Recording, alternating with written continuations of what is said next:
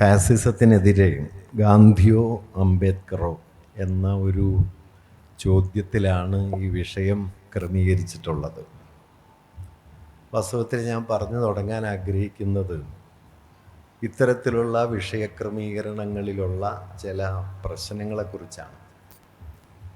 ഗാന്ധിയോ അംബേദ്കറോ എന്ന ചോദ്യം നാം ചോദിക്കുമ്പോൾ ഇതിലൊന്നാണ് വേണ്ടത്, ഒന്നാണ് ശരി എന്ന ഒരു മുൻധാരണ ആ ചോദ്യത്തിൽ നിലീനമായി കിടപ്പുണ്ട്. അത് ഒരു തർക്കത്തിൻ്റെ വഴിയാണ്.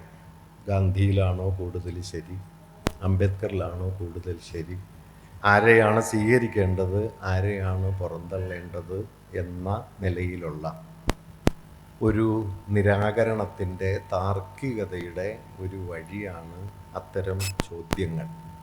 വാസ്തവത്തിൽ അത്തരം ചോദ്യങ്ങളും അത് ഉൽപ്പാദിപ്പിക്കുന്ന പുറന്തള്ളലുകളും ഏറ്റവും കൂടുതൽ ഉപയുക്തമാകുന്നത് ഫാസിസ്റ്റുകൾക്ക് തന്നെയാണ്. അതുകൊണ്ട് ഫാസിസത്തിനെതിരെ ചർച്ച ചെയ്ത് ഫാസിസത്തെ തന്നെ ബലപ്പെടുത്തുന്ന താർക്കികതയെ ശക്തിപ്പെടുത്തുന്നത് വാസ്തവത്തിൽ ഒട്ടും അനുയോജ്യമല്ല. നമ്മുടെ കാലത്തെ വലയം ചെയ്ത വളരെ വിചിത്രമായ ഒരു വിചാര രീതിയുടെ ആവിഷ്കാരം കൂടിയാണ് ഇത്തരത്തിലുള്ള വിഷയക്രമീകരണങ്ങൾ എന്ന് പറയാൻ ഞാൻ ആഗ്രഹിക്കുന്നു. കാരണം നമുക്ക് വസ്തുതകളേക്കാൾ വിവാദങ്ങൾക്ക്, സെൻസേഷണലിസത്തിന് വലിയ പ്രാധാന്യം കൈവന്ന ഒരു കാലമാണ്. അതുകൊണ്ട് നിങ്ങൾക്ക് ഗാന്ധിയും അംബേദ്കറും എന്ന് പറഞ്ഞാൽ അത്ര വിവാദമൂല്യമില്ലാത്തതുകൊണ്ട് ഗാന്ധിയോ അംബേദ്കറോ എന്ന വിവാദത്തിലേക്ക് നമുക്ക് ആ ചോദ്യത്തെ എത്തിക്കേണ്ടി വരുന്നു. ഞാനിത് പറയുന്നത് എന്തുകൊണ്ടാണെന്ന് വെച്ചാൽ ഇത് വാസ്തവത്തിൽ ഫാഷിസത്തിലേക്ക് വഴി തുറക്കുന്ന ഒരു വിചാര രീതി അതിലടങ്ങിയിട്ടുണ്ട് എന്നുള്ളത് കൊണ്ടാണ്. കാരണം ഒന്നിനെ നിങ്ങൾ ഉൾക്കൊള്ളുമ്പോൾ അതിൽ നിന്ന് ഭിന്നമായ ഒന്നിനെ നിരസിക്കണം എന്നത് ഈ ഒരു ആലോചനയുടെ അടിസ്ഥാന സ്വഭാവമാണ്. ഫാഷിസം അടിസ്ഥാനപരമായിട്ട് അപരങ്ങളുടെ, വ്യത്യസ്തതകളുടെ നിരാകരണത്തെ ലക്ഷ്യം വയ്ക്കുന്ന ഒന്നാണ്.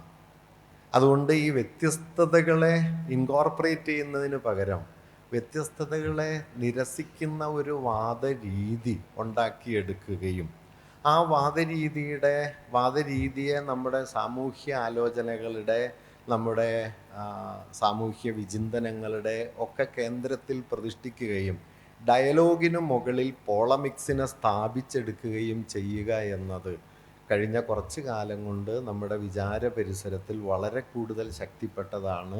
ഞാൻ ഫുക്കോയുടെ പ്രസിദ്ധമായൊരു വാക്യം പറയാൻ ആഗ്രഹിക്കുന്നു.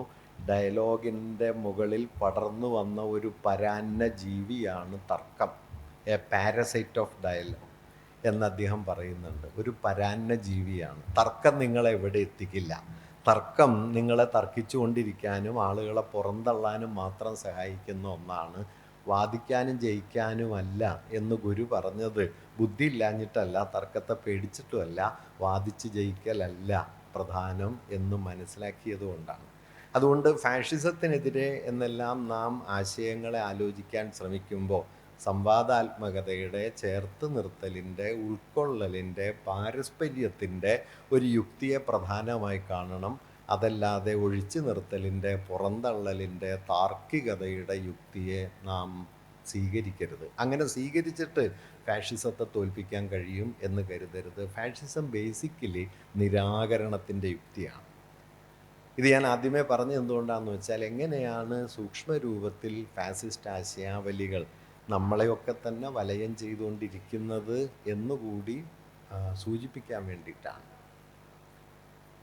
അംബേദ്കറും ഗാന്ധിയും രണ്ട് പ്രതലങ്ങളിൽ ജീവിച്ച ആളുകളാണ് എന്ന് നമുക്കറിയാം.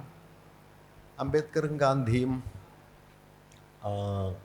ചരിത്രത്തിൻ്റെ രണ്ട് സവിശേഷ സന്ദർഭങ്ങളിൽ രണ്ട് ഊന്നലുകളോടെ ഇന്ത്യയുടെ സാമൂഹ്യ ചരിത്രത്തിൽ ഇടപെട്ടവരാണ്. അവർക്കിടയിൽ ധാരാളം വൈജാത്യങ്ങളുണ്ടായിരുന്നു. ആ വൈജാത്യങ്ങളെ മുൻനിർത്തിയാണ് അവർ തമ്മിലുള്ള ബന്ധത്തെ മിക്കവാറും നാം നിർവചിച്ച് പോന്നിട്ടുള്ളതും. അതുകൊണ്ട് ഫാഷിസത്തിനെതിരായ സമരത്തിൽ ഇതിലാരാണ്, ഏത് വഴിയാണ് പ്രധാനം എന്ന ആലോചനയിലേക്ക് കടക്കുന്നതിന് മുമ്പ് വാസ്തവത്തിൽ ഫാഷിസം എന്ന ആശയത്തെ എങ്ങനെയാണ് നാം മനസ്സിലാക്കേണ്ടത് എന്നത് ഒരു പ്രധാനപ്പെട്ട കാര്യമാണ്. ഫാഷിസത്തിന് പലതരത്തിലുള്ള വിശദീകരണങ്ങൾ ഉണ്ടായിട്ടുണ്ട്. അത് ഏകമുഖമായ ഒരു പ്രതിഭാസം അല്ല.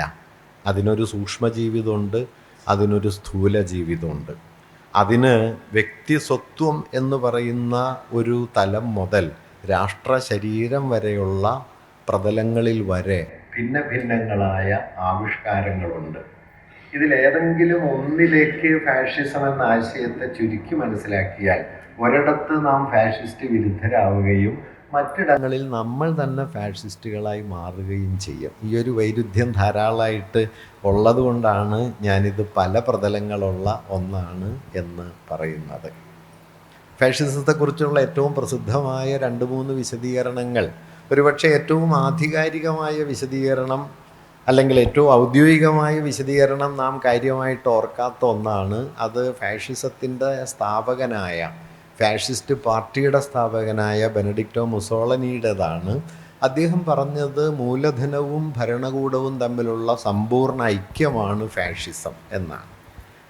ഇത് ഫാഷിസത്തെക്കുറിച്ചുള്ള ചർച്ചകളിൽ നമ്മൾ പൊതുവെ ഓർക്കാത്തൊരു കാര്യമാണ്. കാരണം ഫാഷിസം അതിതീവ്രമായ ദേശീയതയോ വിദ്വേഷമോ വെറുപ്പോ ഒക്കെയാണ് എന്നല്ലാതെ അതിനൊരു സാമ്പത്തിക യുക്തിയുണ്ട് എന്നത് പൊതുവെ ഫാഷിസ്റ്റ് ഡിസ്കോഴ്സുകളിൽ, ലിബറൽ ഫാഷിസ്റ്റ് ഡിസ്കോഴ്സുകളിലൊക്കെ മറച്ചു വയ്ക്കപ്പെടാറുള്ള ഒരു കാര്യമാണ്. മുസോളിനി അങ്ങനെ കരുതിയിട്ടില്ല. അദ്ദേഹം കരുതിയത് മൂലധന താല്പര്യങ്ങളെ ഭരണകൂടം സമ്പൂർണമായി പിന്തുണയ്ക്കുകയും A total identification of capital and the state എന്ന നിലയിൽ ഫാഷിസത്തെ വിശദീകരിക്കാനായിട്ടാണ് മുസോളിനി ശ്രമിക്കുന്നത്. അദ്ദേഹത്തിൻ്റെ 1936 ഡോക്ട്രിൻസ് ഓഫ് ഫാഷിസം എന്ന കൃതി ആ നിലയ്ക്കാണ് അതിനെക്കുറിച്ച് പറയുന്നത്.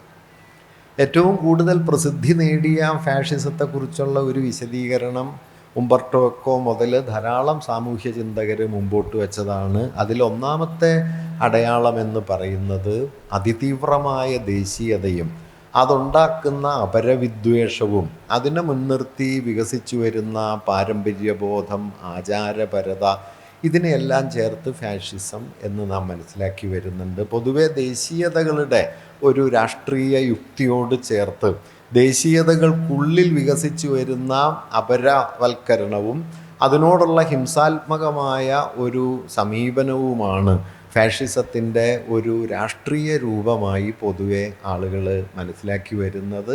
അത് ഉംബർട്ടോ എക്കോ മുതലുള്ള ഒരുപാട് പേർ ആ നിലയിൽ ഫാഷിസത്തിൻ്റെ സ്വഭാവ നിർവചനം നടത്തിയിട്ടുണ്ട്. മൂന്നാമത്, അത്രയൊന്നും ശ്രദ്ധിക്കപ്പെട്ടിട്ടില്ലാത്ത, ഫാഷിസം ലോകത്തെ വിഴുങ്ങിയ സമയത്ത് തന്നെ ഫാഷിസത്തെക്കുറിച്ച് സൂക്ഷ്മരൂപത്തിൽ ഒരു നിരീക്ഷണം അവതരിപ്പിച്ച ഒരാൾ അഡോണോയാണ്. നവമാർക്സിസ്റ്റ് ചിന്തകനായിട്ടുള്ള ഫ്രാങ്ക്ഫർട്ട് ട്രഡീഷനിൽ ഉൾപ്പെട്ടിട്ടുള്ള അഡോണോ ഫാഷിസത്തെക്കുറിച്ച് പറഞ്ഞ ഒരു കാര്യം, ഫാഷിസം എന്ന് പറയുന്നത് അത് ആധുനികതയിലേക്ക് പുറമേ നിന്ന് കുത്തിക്കടത്തപ്പെട്ട ഒന്നല്ല. ഫാഷിസം ആധുനികതയ്ക്കുള്ളിൽ നിലീനമായ ഒന്നാണ്. നാം പൊതുവെ അങ്ങനെ മനസ്സിലാക്കാറില്ല. ആധുനികതയ്ക്കകത്തൊരു ഫാഷിസ്റ്റ് പൊട്ടൻഷ്യൽ ഉണ്ട് എന്ന് പൊതുവെ നാം മനസ്സിലാക്കാറില്ല. അഡോണോ പറഞ്ഞത്, ഫാഷിസത്തെ അഡോണോ വിശദീകരിച്ചത് exclusion and annihilation of the other, അപരത്തിൻ്റെ വകഞ്ഞു മാറ്റലും അപരത്തെ ഇല്ലാതാക്കലുമാണ് ഫാഷിസം.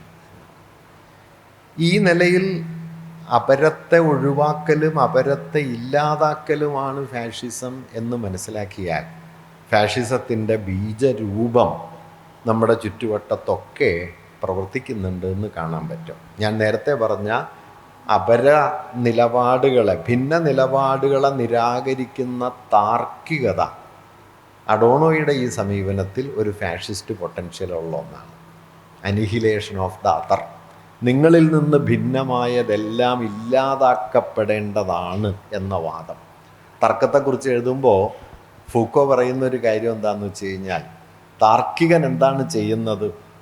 തന്നോട് സംവദിക്കുന്ന ആളിൽ നിന്ന് ചില ആശയങ്ങൾ കൂടി സ്വീകരിച്ച് തൻ്റെ വാദത്തെ അല്പം കൂടി നവീകരിച്ച് അല്പം കൂടി സത്യത്തിലേക്ക് അടുത്തെത്താൻ കഴിയുമെന്ന് താർക്കികൻ ഒരിക്കലും കരുതുന്നില്ല. മറിച്ച് തന്നോട് സംവദിക്കുന്ന ആളുടെ വാദഗതികളെ സമ്പൂർണമായി റദ്ദാക്കി അയാളെ ഇല്ലാതാക്കുക എന്നതാണ് തർക്കം. അതുകൊണ്ട് അദ്ദേഹം പറയുന്നത് ഹിംസയുടെ ഭാഷണ രൂപമാണ് തർക്കം, അനിഹിലേഷൻ ഓഫ് ദ അതർ. അതുകൊണ്ടാണ് ഞാൻ തുടക്കത്തിൽ ഗാന്ധിയോ അംബേദ്കറോ എന്ന ചോദ്യത്തിലല്ല ഊന്നേണ്ടത് എന്ന് പറഞ്ഞത്. അത് ഫാഷിസത്തെ തന്നെ അഡോണോയുടെ ഭാഷയിലൊക്കെ പറഞ്ഞാൽ ഫാഷിസത്തിൻ്റെ തന്നെ അപരനിരാകരണത്തിൻ്റെ യുക്തിയെ ബീജരൂപത്തിൽ ഉൾക്കൊള്ളുന്ന ഒരു സമീപനം അതിലുണ്ട്. അതുകൊണ്ട് ഈ വിശദീകരണങ്ങളിൽ ഇനിയും ഫാഷിസ്റ്റ് വിശദീകരണങ്ങളുണ്ട്, ഞാനത് മുഴുവൻ പറയാൻ ഇവിടെ ശ്രമിക്കുന്നില്ല. ഈ വിശദീകരണങ്ങൾ എവിടെ വച്ചാണ് നമുക്ക് ഗാന്ധിയോ അംബേദ്കറോ എന്ന ചോദ്യത്തോട് സംവദിക്കാൻ പറ്റുക? ആദ്യം മനസ്സിലാക്കേണ്ട ഒരു കാര്യം, ഗാന്ധിയും അംബേദ്കറും സുസ്ഥിര സ്ഥാനങ്ങളല്ല, കേവല സത്തകളല്ല, അവരെല്ലാം പ്രക്രിയകളാണ്. നമ്മുടെ വിചാര രീതിയുടെ മറ്റൊരു വലിയ പരിമിതി യാഥാർത്ഥ്യങ്ങളെ പ്രക്രിയകളായി കാണുന്നതിന് പകരം യാഥാർത്ഥ്യങ്ങളെ സുസ്ഥിര സ്ഥാനങ്ങളായി, സ്തബ്ധമായ മുഹൂർത്തങ്ങളായി കണ്ട് അവയ്ക്ക് മുകളിൽ നമ്മുടെ അഭിരുചികളെ ആരോപിച്ച് അതിനെ വിമർശിക്കുകയോ അതിനെ കൊണ്ടാടുകയോ ചെയ്യുക എന്നതാണ് നാം പൊതുവെ പരിശീലിച്ചിട്ടുള്ള ഒരു രീതി. അംബേദ്കർ അങ്ങനെ ഒരാളല്ല, ഗാന്ധി അങ്ങനെ ഒട്ടുമേ അല്ല. ഗാന്ധി അത് പ്രകടമായി പറഞ്ഞിട്ടുണ്ട്. അംബേദ്കറുടെ അത്ര പ്രസിദ്ധമല്ലെങ്കിലും അംബേദ്കറും അത് സൂചിപ്പിച്ചിട്ടുണ്ട്. ഒരുപക്ഷെ രണ്ടുപേരുടെയും സ്രോതസ് ഒന്നാണ് എന്നത് കൗതുകകരമായ കാര്യമാണ്. 1936 ഗാന്ധി എഴുതുന്ന ഒരു വാക്യം, I make no hobgoblin of consistency. അഭിപ്രായ സ്ഥിരതയുടെ ദുർഭൂതത്തെ ഞാൻ കൊണ്ട് നടക്കുന്നില്ല. If I am true to myself from moment to moment, I do not mind the inconsistencies that may flung upon me. ഓരോ നിമിഷത്തോടും ഞാൻ സത്യസന്ധനാണെങ്കിൽ എനിക്ക് മുകളിൽ വന്നു വീഴുന്ന അസ്ഥിരതകളെ ചൊല്ലി ഞാൻ വ്യാകുലപ്പെടുന്നുമില്ല. ഗാന്ധി പിന്നീട് ഒരു സന്ദർഭത്തിൽ പറയുന്നുണ്ട്, ഞാൻ ഒരു വിഷയത്തെക്കുറിച്ച് പല അഭിപ്രായങ്ങൾ പറഞ്ഞിട്ടുണ്ടെങ്കിൽ ഏറ്റവും ഒടുവിൽ പറഞ്ഞ അഭിപ്രായമേ എൻ്റെ അഭിപ്രായമായിട്ട് പരിഗണിക്കേണ്ടതുള്ളൂ എന്ന് ഗാന്ധി പറഞ്ഞിട്ടുണ്ട്. അതിൻ്റെ അർത്ഥം അതും പരിഗണിക്കേണ്ടതെന്നാണ്. കാരണം 10 കൊല്ലം കൂടി മൂപ്പര് ജീവിച്ചാൽ പിന്നെ മാറിയനെ. അതൊരു കുറ്റമൊന്നുമല്ല കേട്ടോ, അവസരവാദമല്ല, യാഥാർത്ഥ്യത്തോട് സത്യസന്ധമായിരിക്കുക എന്നതാണ് അത്. ഗാന്ധി ഈ ആശയം സ്വീകരിക്കുന്നത് എമേഴ്സണിൽ നിന്നാണ്. എമേഴ്സനാണ് ഈ ഹോബ് ഗോബ്ലിൻ എന്ന വാക്ക് കൺസിസ്റ്റൻസിയോട് ചേർത്ത് വെച്ച് ഉപയോഗിക്കുന്നത്. ഗാന്ധി എമേഴ്സൺ നന്നായിട്ട് വായിച്ച ഒരാളാണ്. എമേഴ്സണിൽ നിന്നാണ് ഗാന്ധി ആശയത്തിലേക്ക് എത്തുന്നത്. ഇതേ ആശയം അംബേദ്കറിലുണ്ട്. അംബേദ്കർ ഒരു ഘട്ടത്തിൽ പറയുന്നുണ്ട്, Emerson says that consistency is the virtue of a donkey. ഒരു കഴുതയുടെ ഗുണമാണ് അഭിപ്രായ സ്ഥിരത എന്ന് എമേഴ്സൺ പറഞ്ഞിട്ടുണ്ട്. And I don't want to a donkey in myself. ഞാൻ സ്വയമേവ ഒരു കഴുതയാവാനായിട്ട് ആഗ്രഹിക്കുന്നില്ല. അംബേദ്കർ മാറിയ ആളാണ്.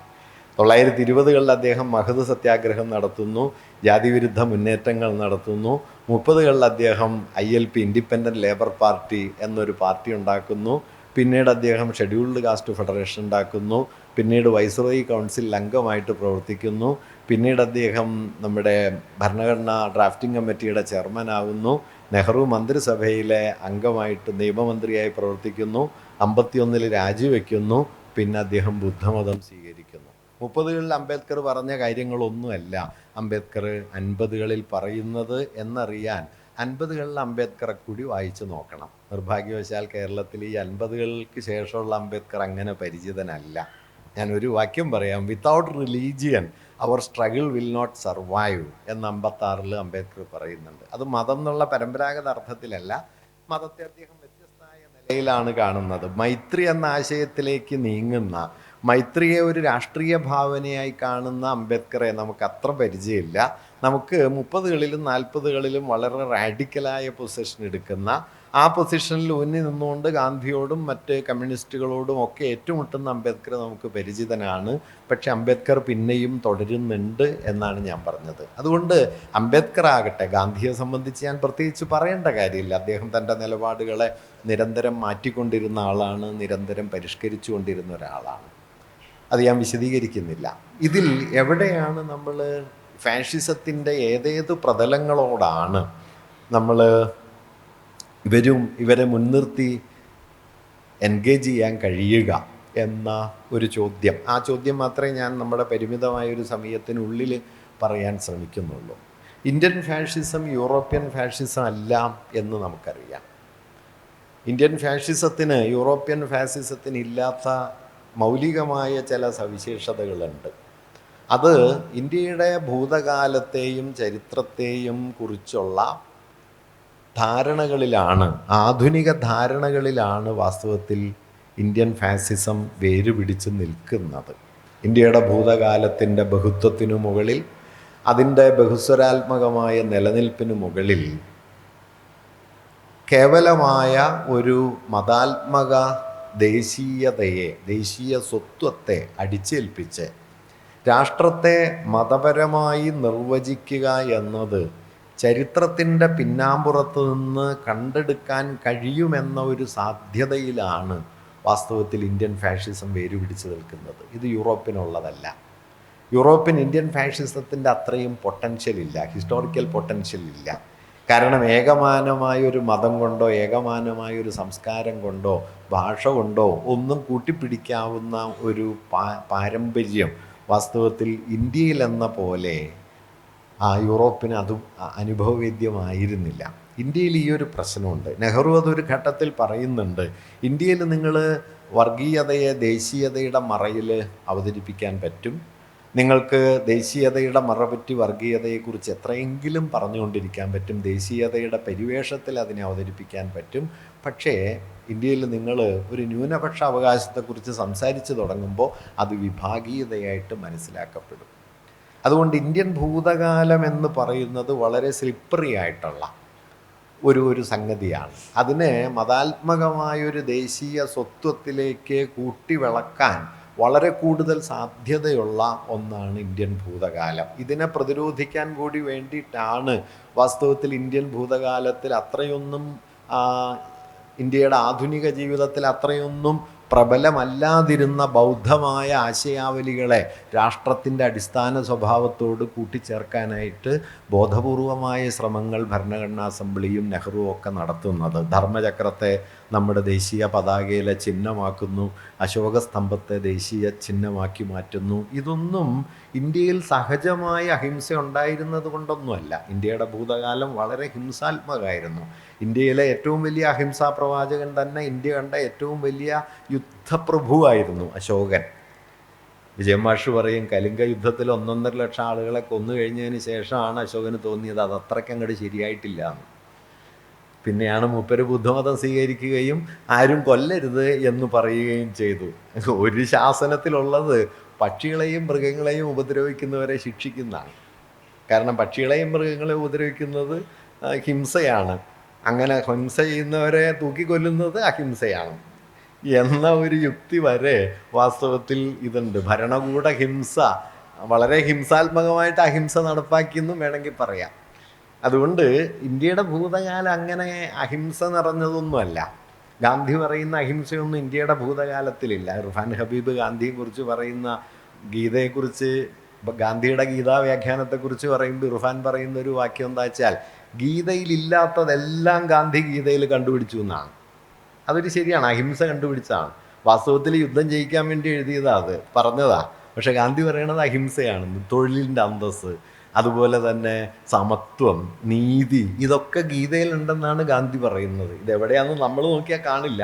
മൂപ്പര് പക്ഷേ ഇത് വ്യാഖ്യാനിച്ച് ആ ഒരു പരുവത്തിലാക്കി. അതാണ് അനാസക്തി യോഗം, അത് വേറൊരു കാര്യം. എന്നതുപോലെ ഇന്ത്യൻ ദേശീയ ഭാവന കണ്ടെത്തിയ ഒരു ആധുനിക രാഷ്ട്രം എന്ന നിലയിൽ ബ്രാഹ്മണ്യത്തിൻ്റെ ഹിംസാത്മകതയ്ക്കെതിരെയുള്ള ഇന്ത്യയുടെ ഒരു ഭൂതകാലത്തിൻ്റെ നിർദ്ധാരണം കൂടിയായിരുന്നു ബൗദ്ധമായ മുദ്രകളിലേക്ക് തിരിഞ്ഞു പോകാനുള്ള ആധുനിക ഭരണകൂടത്തിൻ്റെ ശ്രമങ്ങൾ. ആ ശ്രമങ്ങൾ വാസ്തവത്തിൽ നമ്മുടെ ദേശീയ പ്രസ്ഥാനത്തിൻ്റെ ചരിത്രവുമായിട്ട് ബന്ധപ്പെട്ട് കിടക്കുന്നു. ഗാന്ധി എങ്ങനെയാണ് ഇന്ത്യയിലെ ഈ ഫാസിസ്റ്റ് പൊട്ടൻഷ്യലിനെ നേരിട്ടത് എന്നതിന് 2 കാര്യങ്ങളെ മാത്രം മുൻനിർത്തി ഞാൻ തൽക്കാലം വിശദീകരിക്കാം എന്ന് കരുതുന്നു. അത് കഴിഞ്ഞ് ഞാൻ അംബേദ്കറിലേക്ക് വരാം. ഗാന്ധിയിൽ ഒരുപാട് ഘടകങ്ങളുണ്ട്, അത് മുഴുവൻ നമുക്ക് പറയാൻ സമയമില്ല. 2 കാര്യങ്ങൾ എന്ന് പറയുന്നത്, 1915 ഇന്ത്യയിൽ ഗാന്ധി വന്നിറങ്ങുന്ന സമയത്ത് ഇന്ത്യൻ ദേശീയ പ്രസ്ഥാനം ഏറെക്കുറെ മതാത്മകമാണ്. ദേശീയ പ്രസ്ഥാനം 20-ാം നൂറ്റാണ്ടിൻ്റെ തുടക്കത്തിൽ ശക്തമായി വരുന്നത് 1905 ബംഗാൾ വിഭജനത്തിന് ശേഷം സ്വദേശി മൂവ്മെൻറ്റിൻ്റെ ഭാഗമായിട്ടാണ്. അത് അവിടെ വെച്ചാണ് നമ്മുടെ ഇന്ത്യൻ ദേശീയതയുടെ ചരിത്രമൊക്കെ എഴുതിയ ആളുകൾ സൂചിപ്പിക്കുന്നത് പോലെ ഒരു പോപ്പുലർ നാഷണലിസം എന്ന നിലയിലേക്ക്, ജനകീയ ദേശീയത എന്ന നിലയിലേക്ക്, മധ്യവർഗ ബുദ്ധിജീവികളുടെ രാഷ്ട്രീയ ആശയം എന്നതിൽ നിന്ന് ജനങ്ങൾക്കിടയിൽ പ്രവർത്തിക്കുന്ന ഒരു ഭൗതിക ശക്തി എന്ന നിലയിലേക്ക് ദേശീയത മാറുന്നത് 20-ാം നൂറ്റാണ്ടിൻ്റെ ആദ്യഘട്ടത്തിലാണ്. ബാലഗംഗാധര തിലകൻ, അരവിന്ദ ഘോഷ്, അല്ലെങ്കിൽ ലാലാ ലജ്പത് റായ്, ബിപിൻ ചന്ദ്രപാൽ, റാം പ്രസാദ് ബിസ്മിൽ, അങ്ങനെ ഒരുപാട് പേർ ചേർന്നാണ് ആ ഘട്ടത്തിൽ അത് രൂപപ്പെടുത്തുന്നത്. അതിനെ നമ്മുടെ ദേശീയതയുടെ വലിയ ചരിത്രകാരന്മാരിൽ ഒരാൾ വിശേഷിപ്പിക്കുന്ന പദം ശ്രദ്ധിക്കേണ്ടതാണ്. മിലിറ്റന്റ് ഹിന്ദു നാഷണലിസം എന്നാണ്. ബലിഷ്ഠമായ ഹൈന്ദവ ദേശീയതയാണ്. നമ്മുടെ പോപ്പുലർ നാഷണലിസം അടിസ്ഥാനപരമായി വേര് പിടിച്ചത് മിലിറ്റന്റ് ഹിന്ദു നാഷണലിസം എന്ന നിലയ്ക്കാണ്. ഈ പ്രശ്നം ഇപ്പോഴും അവസാനിച്ചിട്ടില്ല. ഈ പ്രശ്നമാണ് ഇപ്പോഴും തുടരുന്നത്. ഇത് പ്രബലമായി നിൽക്കുന്ന ഈ മിലിറ്റന്റ് ഹിന്ദു നാഷണലിസത്തിൻ്റെ സമുന്നതനായ നേതാവായിട്ടാണ് തിലകൻ വരുന്നത്. ആ തിലകന് സ്വാഭാവികമായൊരു തുടർച്ച 1920-കളിൽ ഉണ്ടാവുമായിരുന്നു കേട്ടോ. ആ തുടർച്ചയുടെ പേരാണ് സവർക്കർ എന്നത്. ആ തുടർച്ചയെ ചെറുത്തൊരാളുടെ പേരാണ് മഹാത്മാഗാന്ധി എന്നത്.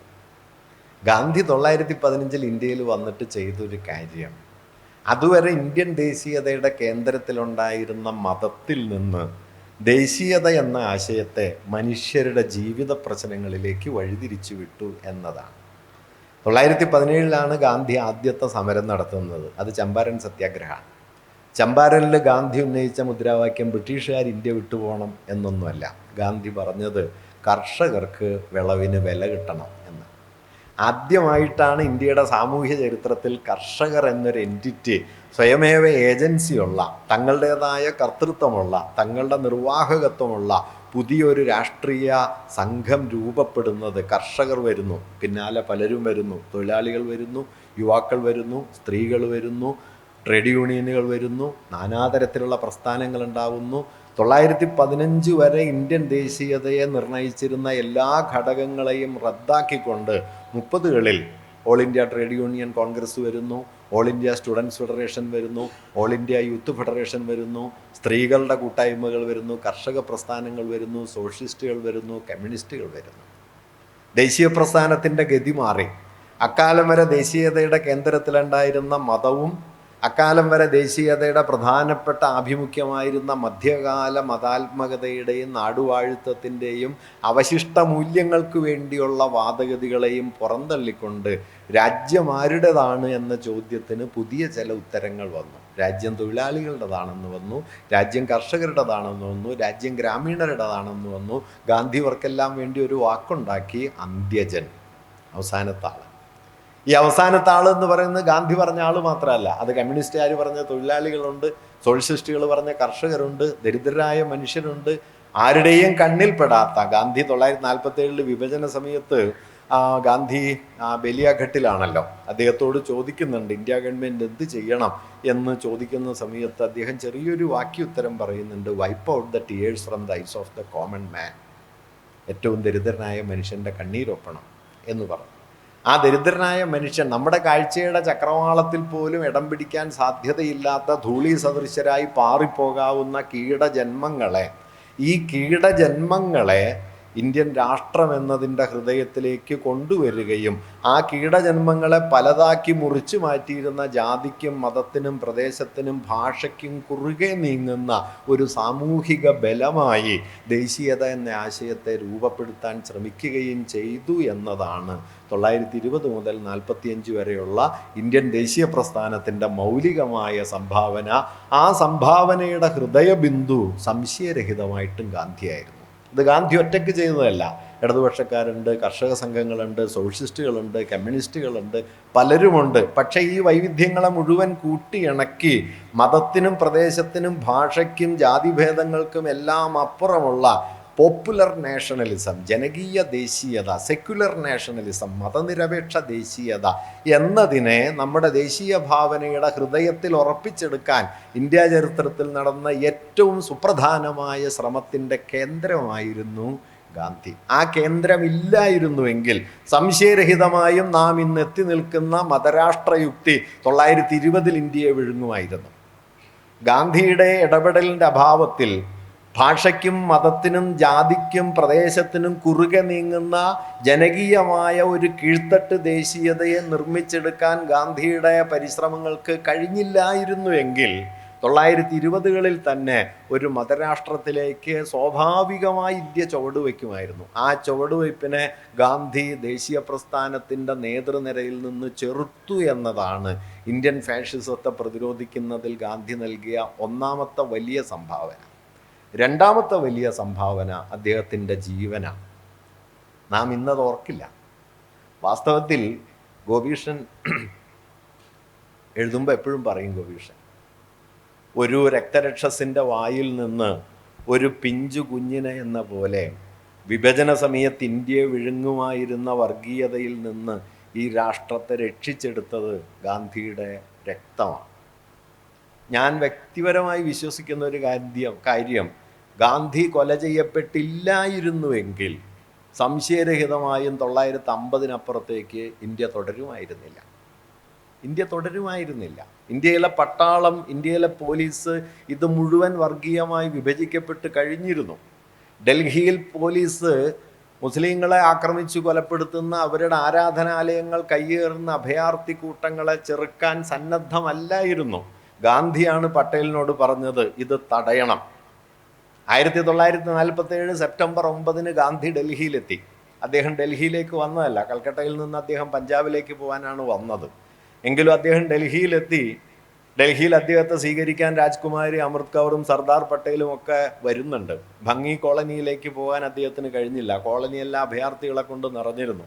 അദ്ദേഹത്തെ കൊണ്ടുപോയത് ബിർള ഹൗസിലേക്കാണ്. അന്ന് ഗാന്ധി ഡയറിയിൽ എഴുതുന്ന ഒരു വാക്യം, സർദാർ തലതാഴ്ത്തിയാണ് നടന്നിരുന്നത്. സർദാർ എന്നും ശിരസ്സുയർത്തിയേ നടന്നിരുന്നുള്ളൂ, പക്ഷെ ഇന്ന് സർദാർ തലതാഴ്ത്തിയാണ് നടന്നത്. ഗാന്ധി വൈകുന്നേരം ഹുമയൂൺ ടോംബിൽ പോയി. ഹുമയൂൺ ടോംബിലെത്തിയ ഗാന്ധിയോട് ഗാന്ധി മർനാദോ, ഗാന്ധിക്കോ മർനാദോ എന്ന് പറഞ്ഞ് ആക്രോശിച്ചുകൊണ്ട് അഭയാർത്ഥികൾ അദ്ദേഹത്തെ അധിക്ഷേപിക്കുന്നുണ്ട്. 144 ദിവസം ഗാന്ധി ഡൽഹിയിൽ ജീവിച്ചു. 1948 ജനുവരി 13 ഗാന്ധി അവസാനത്തെ നിരാഹാരം തുടങ്ങി. 5 ദിവസം നീണ്ട നിരാഹാരം കൊണ്ട് ഗാന്ധി കലാപത്തിൽ നിന്ന് ഡൽഹിയെ തിരിച്ചു പിടിച്ചു. ഗാന്ധി ഡൽഹി അന്ന് വിശേഷിപ്പിച്ചത് the city of the murder എന്ന, സിറ്റി ഓഫ് ദ ഡെഡ് എന്നാണ്, മരിച്ചവരുടെ നഗരം. അങ്ങനെ മരിച്ചവരുടെ നഗരമായി മാറിക്കൊണ്ടേയിരുന്ന, കലാപത്താൽ വെട്ടിമുറിക്കപ്പെട്ട, അന്യോന്യം കൊന്നൊടുക്കാൻ ഒരുങ്ങി നിൽക്കുന്ന കോടാനുകോടി മനുഷ്യരുടെ നടുവിൽ ഗാന്ധി ഒറ്റയ്ക്ക് നിന്ന് അതിനെതിരെ ഒരു പ്രതിരോധം തീർക്കേണ്ടായി. ആ പ്രതിരോധമാണ് 1948 ജനുവരി 13 മുതൽ 5 ദിവസം നീണ്ട നിരാഹാരമായിട്ട് മാറുകയും ആ നിരാഹാരം ഹിന്ദു മഹാസഭയും RSSും അടക്കം അന്യമതസ്ഥരെ സംരക്ഷിക്കാൻ തങ്ങൾ പ്രതിബദ്ധരാണ് എന്ന് പ്രഖ്യാപിക്കുന്നിടത്തേക്ക് എത്തിച്ചേരുകയും 100ഓളം സംഘടനകൾ ഒപ്പിട്ട നിവേദനം അദ്ദേഹത്തിൻ്റെ മുമ്പിൽ എത്തുകയും ചെയ്തതിന് ശേഷമാണ് അദ്ദേഹം നിരാഹാരം പിൻവലിക്കുകയും ഡൽഹി ശാന്തിയിലേക്ക് മടങ്ങുകയും ചെയ്തത്. ഈ 13 നിരാഹാരം ആരംഭിച്ചതോടെയാണ് ഇയാളെ വധിക്കുകയല്ലാതെ വേറെ വഴിയില്ല എന്ന അന്തിമമായ തീരുമാനത്തിലേക്ക് ഗോഡ്സെയും സംഘവും എത്തുന്നത്. 20 മദൻലാൽ പഹ്വ ഗാന്ധിയുടെ പ്രാർത്ഥനാ യോഗത്തിൽ ബോംബെറിയുന്നു. ഗാന്ധിയെ അന്ന് വധിക്കാൻ കഴിയുന്നില്ല. 30 അവർ ആ കൃത്യം നടപ്പാക്കുകയും ചെയ്യുന്നു. ഗാന്ധിക്കെതിരെ ഇന്ത്യയിൽ നടക്കുന്ന 5ാമത്തെ വധശ്രമമാണ് 1948 ജനുവരി 30. ആദ്യത്തേത് 1935-ലാണ്. യാദൃച്ഛികമായിട്ടൊന്നും നടന്നതല്ല. 1935 വധശ്രമത്തിൻ്റെ അടിസ്ഥാന കാരണം പൂനെ പാക്റ്റിന് ശേഷം ഐത്തോച്ഛാടനം എന്നതിനെ ഗാന്ധി തൻ്റെ രാഷ്ട്രീയ കാര്യപരിപാടിയുടെ കേന്ദ്രമാക്കിയതിനെ തുടർന്ന് ഇന്ത്യൻ ബ്രാഹ്മണ്യത്തിന് ഗാന്ധിയോടുണ്ടായ അതിഭീമമായ എതിർപ്പിൻ്റെ പശ്ചാത്തലത്തിലാണ് ഗാന്ധിയെ വധിക്കാനായിട്ട് ആദ്യത്തെ ബോംബേർ നടക്കുന്നത്. ഗാന്ധി സഞ്ചരിക്കുന്നതെന്ന് കരുതുന്ന കാറിന് നേരെ ബോംബെറിഞ്ഞു. നിർഭാഗ്യവശാൽ അന്ന് ഗാന്ധി മറ്റൊരു കാറിലാണ് പിന്നാലെ വന്നിരുന്നത്. ആ എറിഞ്ഞ അന്ന് കത്തിപ്പോയ കാറിൻ്റെ അസ്ഥികൂടം പാറ്റ്ന മ്യൂസിയത്തിൽ നിങ്ങൾക്ക് ചെന്നാൽ ഇപ്പോഴും കാണാം. ചില ഓർമ്മകൾ പ്രധാനമാണ്. അങ്ങനെ തൻ്റെ ജീവരക്തം കൊണ്ട് ഗാന്ധി തിരിച്ചു പിടിച്ചതാണ് ഇന്ത്യയെ. 48 ജനുവരി 30. ഞാനൊരു വാക്യം കൂടി പറഞ്ഞ് ഈ ഭാഗം അവസാനിപ്പിക്കാം. 48 ജനുവരി 29 രാത്രി ഗാന്ധിക്ക് നല്ല ചുമയുണ്ട്. മനു, ഗാന്ധിയുടെ സഹായിയായ മനു ഗാന്ധിയോട് മരുന്ന് കഴിക്കാനായിട്ട് ആവശ്യപ്പെടുന്നുണ്ട്. ഗാന്ധി പക്ഷെ അതിന് വിസമ്മതിക്കുകയാണ് ചെയ്തത്. ഗാന്ധി അന്ന് പറഞ്ഞൊരു വാക്യം, ഗാന്ധി മനുവിനോട് പറയുന്നത്, ഞാൻ രോഗാതുരനായിട്ടാണ് മരിക്കുന്നതെങ്കിൽ ഞാനൊരു കപട മഹാത്മാവായിരുന്നു എന്ന് നീ ലോകത്തോട് പറയണം. അതിൻ്റെ പേരിൽ ലോകം നിന്നെ പഴിക്കും, പക്ഷെ നീ അത് പറയണം. മറിച്ച് കഴിഞ്ഞ ആഴ്ചയിലെന്ന പോലെ ആരെങ്കിലും എനിക്കെതിരെ ബോംബെറിയുകയോ മറ്റാരെങ്കിലും എൻ്റെ നെഞ്ചിന് നേരെ വെടിയുതിർക്കുകയോ ചെയ്യുകയും ചുണ്ടിലൊരു ഞരക്കം പോലും ഇല്ലാതെ ദൈവനാമങ്ങൾ ഉരുവിട്ട് ഞാനത് ഏറ്റുവാങ്ങുകയും ചെയ്യുകയാണെങ്കിൽ ഞാനൊരു മഹാത്മാവായിരുന്നു എന്ന് നീ ലോകത്തോട് പറയണം. ഇത് 1948 ജനുവരി 29 രാത്രി 9 മണിക്കാണ് കേട്ടോ. പിന്നെ ഗാന്ധി ജീവിച്ചത് ഏതാണ്ട് 20 മണിക്കൂറാണ്. ഞാൻ പറയുന്നത് തൻ്റെ മരണം കൊണ്ടല്ലാതെ ഈ രാജ്യത്തെ തിരിച്ചു പിടിക്കാൻ കഴിയില്ല എന്ന ഉത്തമ ബോധ്യത്തിലാണ് ഗാന്ധി അവസാന ദിവസങ്ങളിൽ ജീവിച്ചത്. ഗാന്ധി പ്രാർത്ഥനായോഗത്തിൽ പോലീസ് നിരീക്ഷണം പാടില്ല എന്ന് വിലക്കേർപ്പെടുത്തിയത് അപകടമൊന്നും ഇല്ലയെന്ന് കരുതിയിട്ടല്ല. 20 ആക്രമണത്തിന് ശേഷം അദ്ദേഹത്തിൻ്റെ സംഭാഷണ വേളയിൽ ബിർള ഹൗസിൽ ഒരു അന്തേവാസി പറയുന്നുണ്ട്, അതേതോ ഒരു കിറുക്കൻ പയ്യൻ്റെ പരാക്രമമാണ് എന്ന് പറയുന്നുണ്ട്. അപ്പോൾ ഗാന്ധി പറയുന്നുണ്ട്, there is a larger conspiracy behind that. അതിൻ്റെ പിന്നിൽ ഒരു മാരകമായ ഗൂഢാലോചനയുണ്ടെന്ന് നിങ്ങൾക്ക് മനസ്സിലാവുന്നില്ലേ എന്ന് ഗാന്ധി ചോദിക്കുന്നുണ്ട്. പക്ഷെ ചോദിച്ചതിന് ശേഷവും പട്ടേൽ പോലീസ് പ്രൊട്ടക്ഷൻ ഏർപ്പെടുത്താൻ തീരുമാനിച്ചപ്പോൾ ഗാന്ധി അതിനെ തടയുകയാണ് ചെയ്തത്. ഒരു കൊലയാളിയാൽ കൊല ചെയ്യപ്പെട്ടുകൊണ്ട് തന്നെയാണ് ഒരുപക്ഷെ തനിക്ക് ഈ രാജ്യത്തെ തിരിച്ചു പിടിക്കാൻ കഴിയുക എന്ന് ഗാന്ധി കരുതിയിരുന്നു. നിശ്ചയമായിട്ട് 48 ജനുവരി 30 5-17 ഗാന്ധി മരിച്ചതിന് ശേഷം 25 കൊല്ലക്കാലമെങ്കിലും ഹിന്ദുത്വത്തെ ചെറുത്തത് ഗാന്ധിയുടെ ചോരയാണ്. ഗാന്ധിയുടെ ചോരയാണ്. ഗാന്ധിയുടെ ചോരയ്ക്ക് മുകളിലാണ് ഈ രാജ്യം ഉറച്ചത്. അന്ന് പിൻവാങ്ങിയ ഹിന്ദുത്വം പിന്നെ രണ്ടാമത് തലപൊക്കിയത് ഇപ്പം ആരും ഓർക്കുന്നില്ല. ആ ഹിന്ദുത്വത്തിൻ്റെ രാഷ്ട്രീയ രൂപത്തിന് പിന്നീടൊരു ബലം കിട്ടിയത്, ഒരു സാധൂകരണം കിട്ടിയ സന്ദർഭം അടിയന്തരാവസ്ഥയാണ്. അടിയന്തരാവസ്ഥക്കെതിരായ സമരത്തിൻ്റെ മറപറ്റിയാണ് RSS പിന്നീട് ഇന്ത്യൻ രാഷ്ട്രീയത്തിൽ വീണ്ടും തല ഉയർത്തിയത്. അതില്ലായിരുന്നുവെങ്കിൽ കാൽനൂറ്റാണ്ട് കൂടി തള്ളി മാറ്റപ്പെടുമായിരുന്നു. അതുകൊണ്ട് ഞാൻ കരുതുന്നത്, ഒരു മതനിരപേക്ഷ രാഷ്ട്രം എന്ന നിലയ്ക്ക് ഹിന്ദു ഫാഷിസത്തെ ചെറുക്കുന്നതിനുള്ള ഇന്ത്യയുടെ ഏറ്റവും പ്രധാനപ്പെട്ട 2 ആവിഷ്കാരങ്ങൾ ഗാന്ധിയുടെ ഈ ദേശീയതയുടെ സ്വഭാവഘടനയിൽ അദ്ദേഹം കൊണ്ടുവന്ന നിർണായകമായ മാറ്റവും, ഒപ്പം തന്നെ തൻ്റെ ജീവരക്തം കൊണ്ട് ഒരുപക്ഷെ അത്യസാധാരണമായ വിധത്തിൽ ലോകചരിത്രത്തിൽ നിങ്ങൾക്ക് കാണാൻ കഴിയാത്ത മട്ടിൽ തൻ്റെ ധാർമ്മിക ബലം കൊണ്ട്, തൻ്റെ ജീവൻ കൊണ്ട് ഒരു മഹാക്ഷോഭത്തെ അദ്ദേഹം അടക്കം ചെയ്തു എന്നതാണ്. കൽക്കട്ടയിൽ ഗാന്ധി നടത്തിയ നിരാഹാരത്തെക്കുറിച്ച് രാജഗോപാലാചാരി പറയുന്നത്, ആ സംഭവം പിന്നീട് അറിയപ്പെട്ടത് കൽക്കട്ട മിറാക്കിൾ എന്നാണ്. 47 ഓഗസ്റ്റ് 15 ഗാന്ധി ബേലിയാഘട്ടിലാണ്. അന്ന് താരതമ്യേന കൽക്കട്ട ശാന്താണ്. 18 ഈദായിരുന്നു. കൽക്കട്ട പൊതുവെ ഒരുമിച്ച് ഇത് ആഘോഷിച്ചു.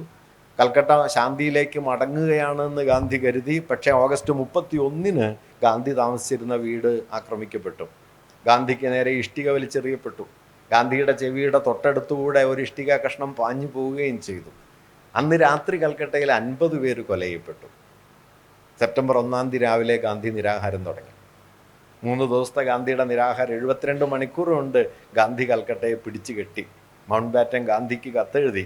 ആ കത്തിൽ മൗണ്ട് ബാറ്റൻ പറഞ്ഞു, പഞ്ചാബിൽ ഞങ്ങളുടെ സൈന്യത്തിൽ 66,000 സൈനികരും എന്നിട്ടും 10,000 കണക്ക് കബന്ധങ്ങളുമാണ് അവിടെ ഉണ്ടായിരുന്നത്. കൽക്കട്ടയിൽ ഞങ്ങളുടെ സൈന്യത്തിൽ ഒരാൾ മാത്രം ഉണ്ടായിരുന്നുള്ളൂ. ആത്മാവെ അങ്ങേക്ക് നന്ദി. അതായിരുന്നു കൽക്കട്ട മിറാക്കിൾ.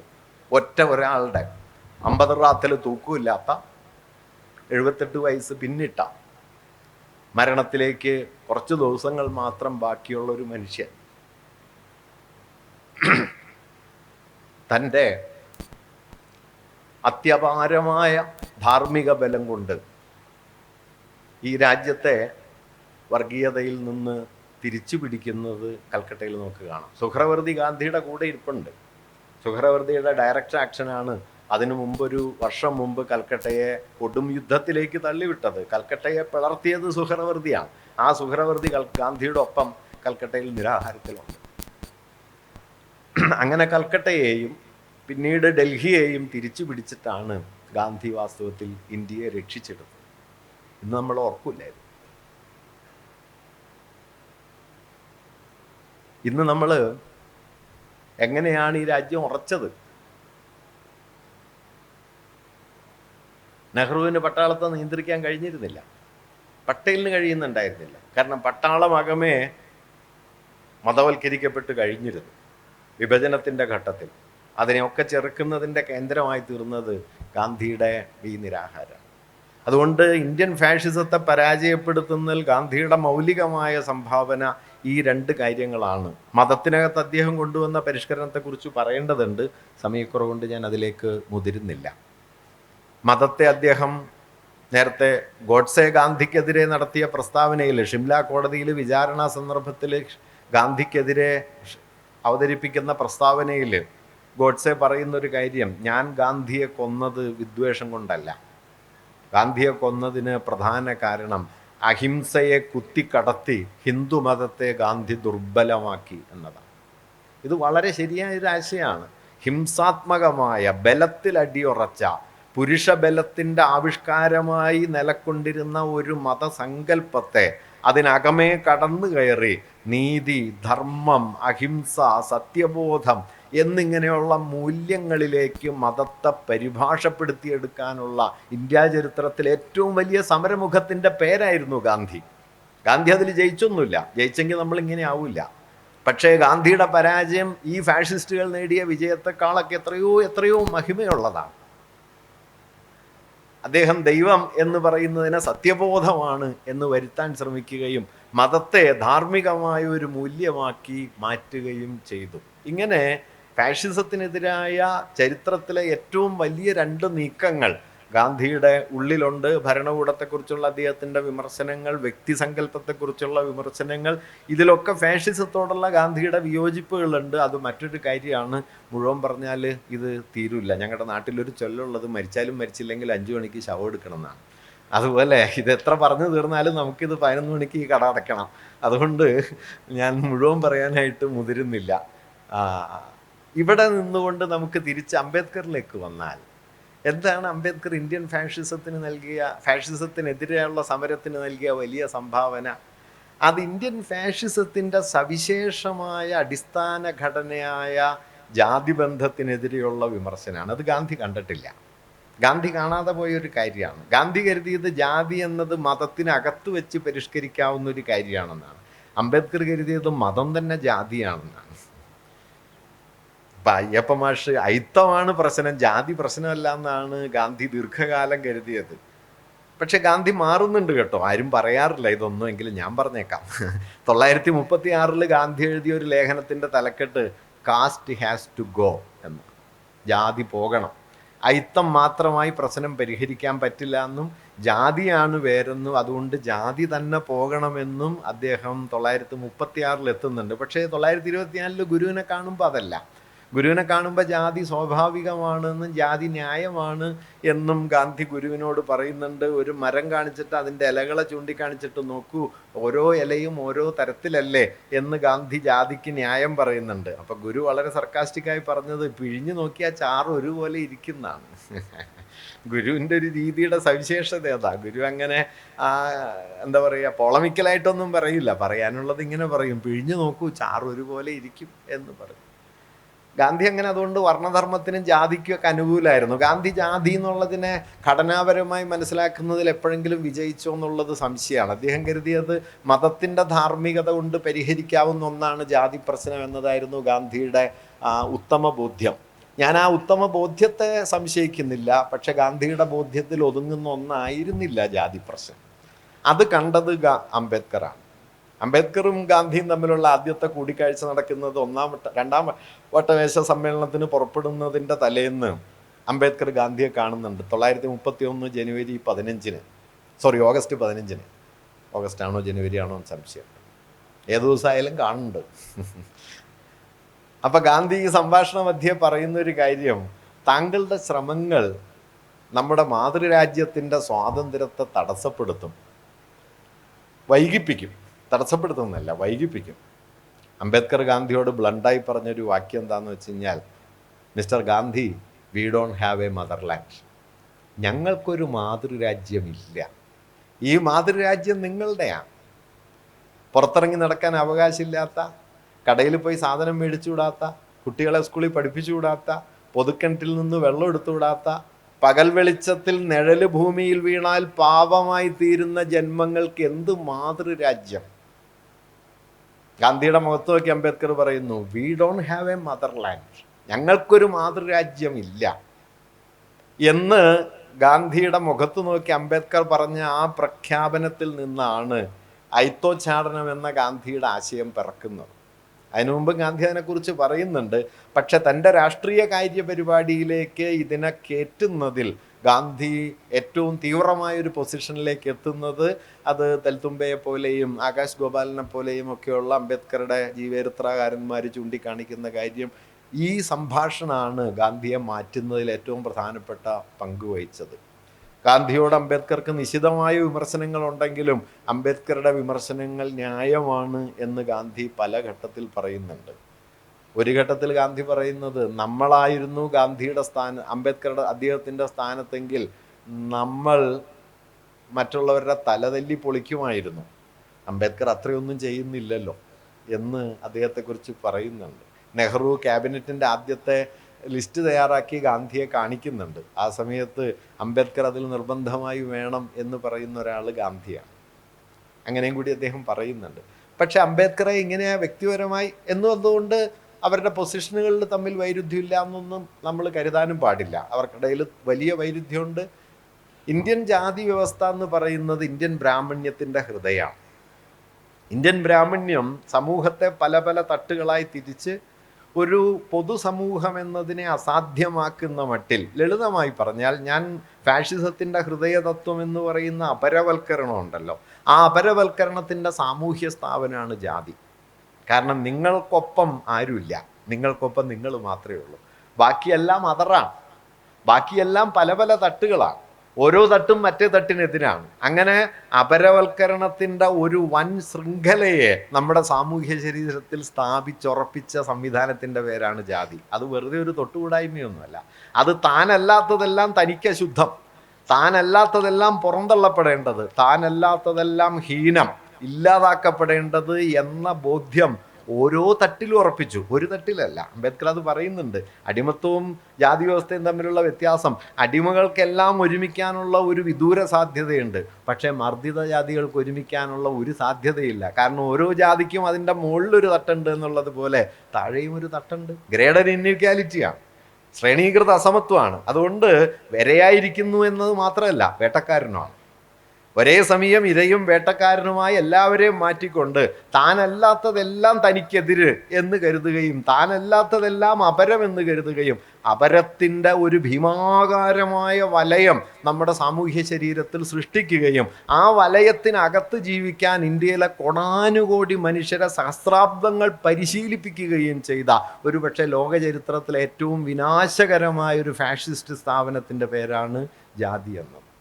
ആ ജാതിയെ യൂറോപ്യൻ സാമൂഹ്യ ചിന്തകരൊക്കെ അതിനെ വംശീയതയോടോ അല്ലെങ്കിൽ ജന്മവാസനയോടോ തൊഴിലിനോടോ ഒക്കെ ബന്ധപ്പെടുത്തി വിശദീകരിക്കുന്നതിനപ്പുറം കടന്ന് ജാതിയെ ഇന്ത്യയുടെ സാമൂഹ്യ ചരിത്രത്തിൽ വളരെ സവിശേഷമായ നിലയിൽ കാണുകയും അതിൻ്റെ ഫോർമേറ്റീവ് മെക്കാനിസം മുതൽ അതിൻ്റെ ഫങ്ഷണൽ ഡിവൈസസിനെ വരെ വിശദമായി പരിശോധിച്ച് അതിനെതിരായ ഒരു വലിയ സമരമുഖം തുറക്കുകയും ചെയ്തതാണ് അംബേദ്കറുടെ വലിയ സംഭാവന. ആ സംഭാവനയുടെ അഭാവത്തിൽ നമ്മൾക്ക് ഇന്ത്യൻ ഫാഷിസത്തിൻ്റെ അടിവേരിനെ തകർക്കാനായിട്ട് കഴിയുമായിരുന്നില്ല. കഴിഞ്ഞു എന്ന് ഞാനിപ്പോൾ പറയല്ല കേട്ടോ. പക്ഷേ നമുക്കതിനെ സൈദ്ധാന്തികമായിട്ട് ഇന്ത്യൻ ഫാഷിസത്തെ അഭിസംബോധന ചെയ്യണമെങ്കിൽ ജാതി എന്ന സംവിധാനത്തെ അഭിസംബോധന ചെയ്യണം. നിശ്ചയമായും ആ അഭിസംബോധനയിൽ ഗാന്ധി മുന്നോട്ട് വച്ച ആദർശാത്മകമായൊരു മൂല്യബോധം കൊണ്ട് മാത്രം മറികടക്കാൻ പറ്റാത്ത മട്ടിൽ ആഴത്തിൽ വേരുള്ള ഒരു സാമൂഹ്യ ഘടനയായിട്ടാണ് ജാതി നിലനിന്നത്. അംബേദ്കർ അതിനെ അതിവിശദമായിട്ട് പ്രതിപാദിക്കുന്നുണ്ട്. അത് മുഴുവൻ ഞാനിവിടെ പറയാനായിട്ട് മുതിരുന്നുമില്ല. നമുക്ക് അവസാനത്തെ ഒരു 15 മിനിറ്റ് പൊതുചർച്ചയ്ക്കായിട്ട് നീക്കി വെക്കണം എന്ന് സംഘാടകർ പറയുകയും ചെയ്തിട്ടുണ്ട്.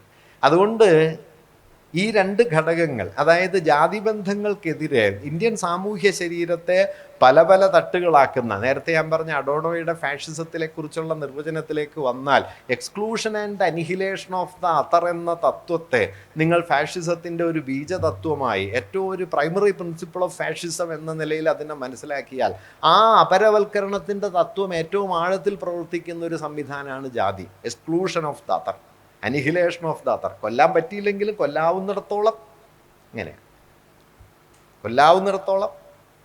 അതുകൊണ്ട് ഫാഷിസത്തിൻ്റെ, നോക്കൂ, യൂറോപ്യൻ ഫാഷിസം വംശം വംശീയത എന്ന ഒരു യുക്തിയിലാണ് പ്രവർത്തിക്കുന്നതെങ്കിൽ, ജൂതരും അല്ലാത്തവരും എന്ന ആര്യന്മാരും എന്ന യുക്തിയിലാണ് പ്രവർത്തിക്കുന്നതെങ്കിൽ, ഇന്ത്യൻ ഫാഷിസം അങ്ങനെ ഒരു ബൈനറി ഓപ്പോസിഷനിലല്ല. എത്രയോ ശൃംഖലകളിൽ, ഓരോ ശൃംഖലയും മറ്റെല്ലാത്തിനും എതിരാണ്, ഓരോ ശൃംഖലയും മറ്റെല്ലാറ്റിനും എതിരാണ്.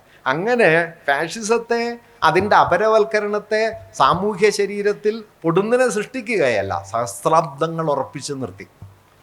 യൂറോപ്യൻ ഫാഷിസം പിറവിയെടുക്കുന്നത് 1930-കളിലാണ്. അത് 45-50 അവസാനിച്ചു. ഇന്നും തുടരുന്നുണ്ട് അതിൻ്റെ ധാരകൾ. പക്ഷെ ഒരു 20 കൊല്ലത്തെ ജീവിത ചരിത്രമേ യൂറോപ്യൻ ഫാഷിസത്തിന് കൂട്ടിയ ആകമാനമുള്ളൂ. ഇന്ത്യൻ ഫാഷിസത്തിന് സഹസ്രാബ്ദങ്ങളുടെ ചരിത്രമാണ്.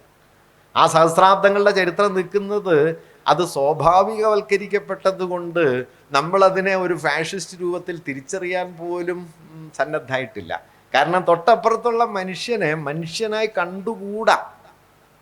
ഇണ്ടന്തുരുത്തി മനയിൽ ചെന്ന ഗാന്ധി അവരോട് നമ്പ്യാതിരിയോട് ചോദിക്കുന്നുണ്ട്, നമ്മുടെ സഹോദരങ്ങളല്ലേ, അവർക്കും വഴി നടക്കണ്ടേ? നമ്പ്യാതിരി ഗാന്ധിയോട് പറഞ്ഞ മറുപടി എന്താണെന്നറിയോ? നീചജന്മങ്ങളാണ്, നീചജന്മങ്ങളാണ്, അതുകൊണ്ട് സഹോദരന്മാർ എന്നൊന്നും പറയാൻ പറ്റില്ല. ഇപ്പോൾ ഗാന്ധി ഒരു ചോദ്യം അന്ന് ചോദിക്കുന്നുണ്ട് കേട്ടോ, ഏതെങ്കിലും ഗവൺമെൻറ് ഇതൊക്കെ തുറന്നു കൊടുത്താൽ നിങ്ങൾ എന്ത് ചെയ്യും? ഞങ്ങൾ ഈ ക്ഷേത്രം വേണ്ടെന്ന് വെക്കുന്നതാണ്. 1936 ക്ഷേത്രപ്രവേശന വിളംബരം വന്നു. ഇതുവരെ ആരും ഒന്നും വേണ്ടെന്ന് വെച്ചിട്ടില്ല കേട്ടോ. അങ്ങനെ വേണ്ടെന്നൊന്നും വയ്ക്കില്ല.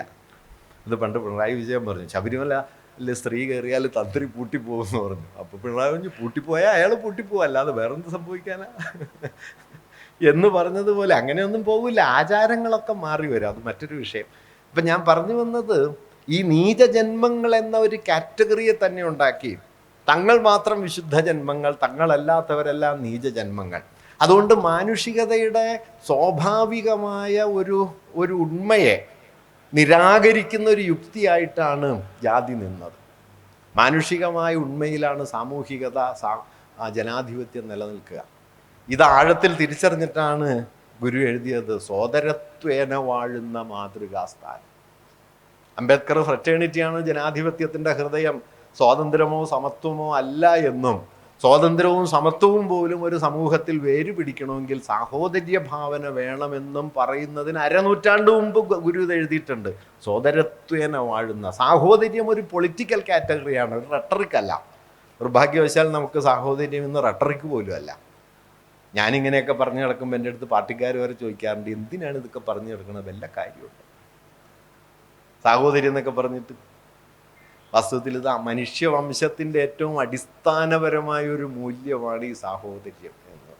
ഈ സാഹോദര്യ ഭാവന സമൂഹത്തിൽ അസാധ്യമാക്കുകയും ആ അസാധ്യതയെ സ്വാഭാവികമാക്കി മാറ്റുകയും മനുഷ്യർക്കിടയിലെ വിഭജനം, അസമത്വം, തട്ടുതിരിവ്, ചേരികൾ, അപരവൽക്കരണം, ഹിംസ, ഇതെല്ലാം ന്യായമാണ് എന്ന് 10-15 വർഷമല്ല, മറിച്ച് സഹസ്രാബ്ദങ്ങൾ ഇന്ത്യക്കാരെ ബോധ്യപ്പെടുത്തിയ, അതിൽ ജീവിപ്പിച്ച ഒരു സംവിധാനമാണ് ജാതി. അംബേദ്കർ സഹോദരനയ്യപ്പൻ ഒരിക്കൽ പറയുന്നുണ്ട്, നമ്മുടെ മനുവിനെ നോക്കിക്കഴിഞ്ഞാൽ ഹിറ്റ്ലറൊക്കെ എത്ര പാവമാണ് എന്ന്. കാരണം ഹിറ്റ്ലറൊക്കെ കുറച്ച് കാലമല്ലേ ഈ കച്ചവടം നടത്തിയുള്ളൂ. മനു ഉണ്ടാക്കിയ വ്യവസ്ഥ എന്ന് പറയുന്നത് ഇങ്ങനെ നിൽക്കുകയല്ലേ. നിരൂപിക്കൽ മയക്കി ഭൂപന തരുണീപാതജ ഗർഹിണീ ശ്രുതി എന്ന ആശാൻ പറഞ്ഞു. പെണ്ണിനെയും ശൂദ്രനെയും പുറത്താക്കുന്ന ഈ പാരമ്പര്യം, ആ പാരമ്പര്യത്തിൻ്റെ അകം പൊളിച്ചു കാണിച്ച് അതിനുള്ളിൽ എങ്ങനെയാണ് ഹിംസ സഹജമായിരിക്കുന്നതെന്ന്, അതിനുള്ളിൽ എങ്ങനെയാണ് അപരഹിംസ എന്നത് ഒരാധാരയുക്തിയായിരിക്കുന്നത് എന്ന് ഇന്ത്യയെ ബോധ്യപ്പെടുത്തുകയും അതിനെതിരായ ആഴമേറിയ ഒരു വിമർശന മണ്ഡലത്തെ രൂപപ്പെടുത്തുകയും ചെയ്തു എന്നതാണ് അംബേദ്കറുടെ വലിയ സംഭാവന. ആ സംഭാവനയുടെ അഭാവത്തിൽ, ആ സംഭാവന ഇല്ലെങ്കിൽ ഇന്ത്യൻ ഫാഷിസം യൂറോപ്യൻ ഫാഷിസത്തിൻ്റെ ഒരു തനിപ്പകർപ്പാണ് എന്ന് കരുതിയിട്ട് ഒരു ആഭ്യന്തരമായ ഒരു ബൈപ്പൊളാരിറ്റിയിൽ മാത്രം നമ്മളതിനെ മനസ്സിലാക്കാൻ ശ്രമിച്ചാൽ ഇന്ത്യൻ ഫാഷിസത്തെ മനസ്സിലാവില്ല. അതുകൊണ്ട് ഈ രണ്ട് ഘടകങ്ങൾ, അതുകൊണ്ടാണ് ഞാൻ ഈ തുടക്കത്തിൽ പറഞ്ഞത് ഗാന്ധിയോ അംബേദ്കറോ എന്ന എസ് ഓർ നോ ക്വസ്റ്റ്യൻ അല്ല വേണ്ടത്. നോക്കൂ, ചരിത്രത്തിൽ അങ്ങനെ എസ് ഓർ നോ ക്വസ്റ്റ്യൻ ഒന്നുമില്ല. ചരിത്രത്തിലെ എല്ലാ എസിൻ്റെ ഉള്ളിലും ഒരു നോ ഉണ്ടാവും, എല്ലാ നോയുടെ ഉള്ളിലും ഒരു എസ്സും ഉണ്ടാവും. നിങ്ങൾക്ക് ഞാൻ ഒരു കാര്യം പറയാൻ കേട്ടോ, നിങ്ങൾക്ക് സിദ്ധാന്തഭദ്രമായിട്ട് സമൂഹത്തിൽ ഇടപെടാൻ പറ്റില്ല. തിയററ്റിക്കലായ ഭദ്രതയോടെ നിങ്ങൾക്ക് ചെയ്യാവുന്ന ഒരു കാര്യം, ഒന്ന് ഞാനിപ്പോൾ ചെയ്യണ പോലെ പ്രസംഗിക്കുക, 2 സെമിനാറിൽ പേപ്പർ അവതരിപ്പിക്കുക. ഇത് രണ്ടുമാണ് ചെയ്യാൻ പറ്റുക. റോട്ടിലിറങ്ങിക്കഴിഞ്ഞാൽ വൈരുദ്ധ്യം നിങ്ങളെ വന്ന് മൂടും. വൈരുദ്ധ്യരഹിതമായി ജീവിക്കണം എന്നത് സെമിനാറിൽ മാത്രം പറയാവുന്ന ഒരു കാര്യമാണ്. അതുകൊണ്ടാണ് ഗാന്ധി പറഞ്ഞത്, I make no hobgoblin of consistency. Consistency is the virtue of a donkey എന്ന് അംബേദ്കറും പറഞ്ഞത്. അതുകൊണ്ടാണ് വൈരുദ്ധ്യമുണ്ട്. You have to confront, you have to intervene. നിങ്ങൾ ഇടപെടാൻ ശ്രമിക്കുമ്പോൾ നിങ്ങൾ അതിൽ പെട്ടുപോകും. പെടാതെ നിൽക്കാൻ പറ്റില്ല. ഈ വൈരുദ്ധ്യം ഇവർ തമ്മിലുണ്ട്. നമ്മൾ ഊന്നേണ്ടത്, ഞാൻ അവസാനിപ്പിക്കാം, നമ്മൾ ഊന്നേണ്ടത് ഇവർ തമ്മിലുള്ള വൈരുദ്ധ്യങ്ങളിലോ അവർ പുലർത്തിയ നിലപാടുകളിലെ വ്യത്യസ്തതകളിലോ ആണോ, അതോ ഇന്ത്യൻ ഫാഷിസത്തിനെതിരായ ഇവരുടെ നിർണായക സംഭാവനകളെ സ്വാംശീകരിച്ച് നമ്മുടെ കാലത്തെ വലയം ചെയ്യുന്ന ഇരുട്ടിനെതിരായ സമരത്തിലാണോ? നിശ്ചയമായും രണ്ടാമത്തേതെന്നേ ഞാൻ പറയുള്ളൂ.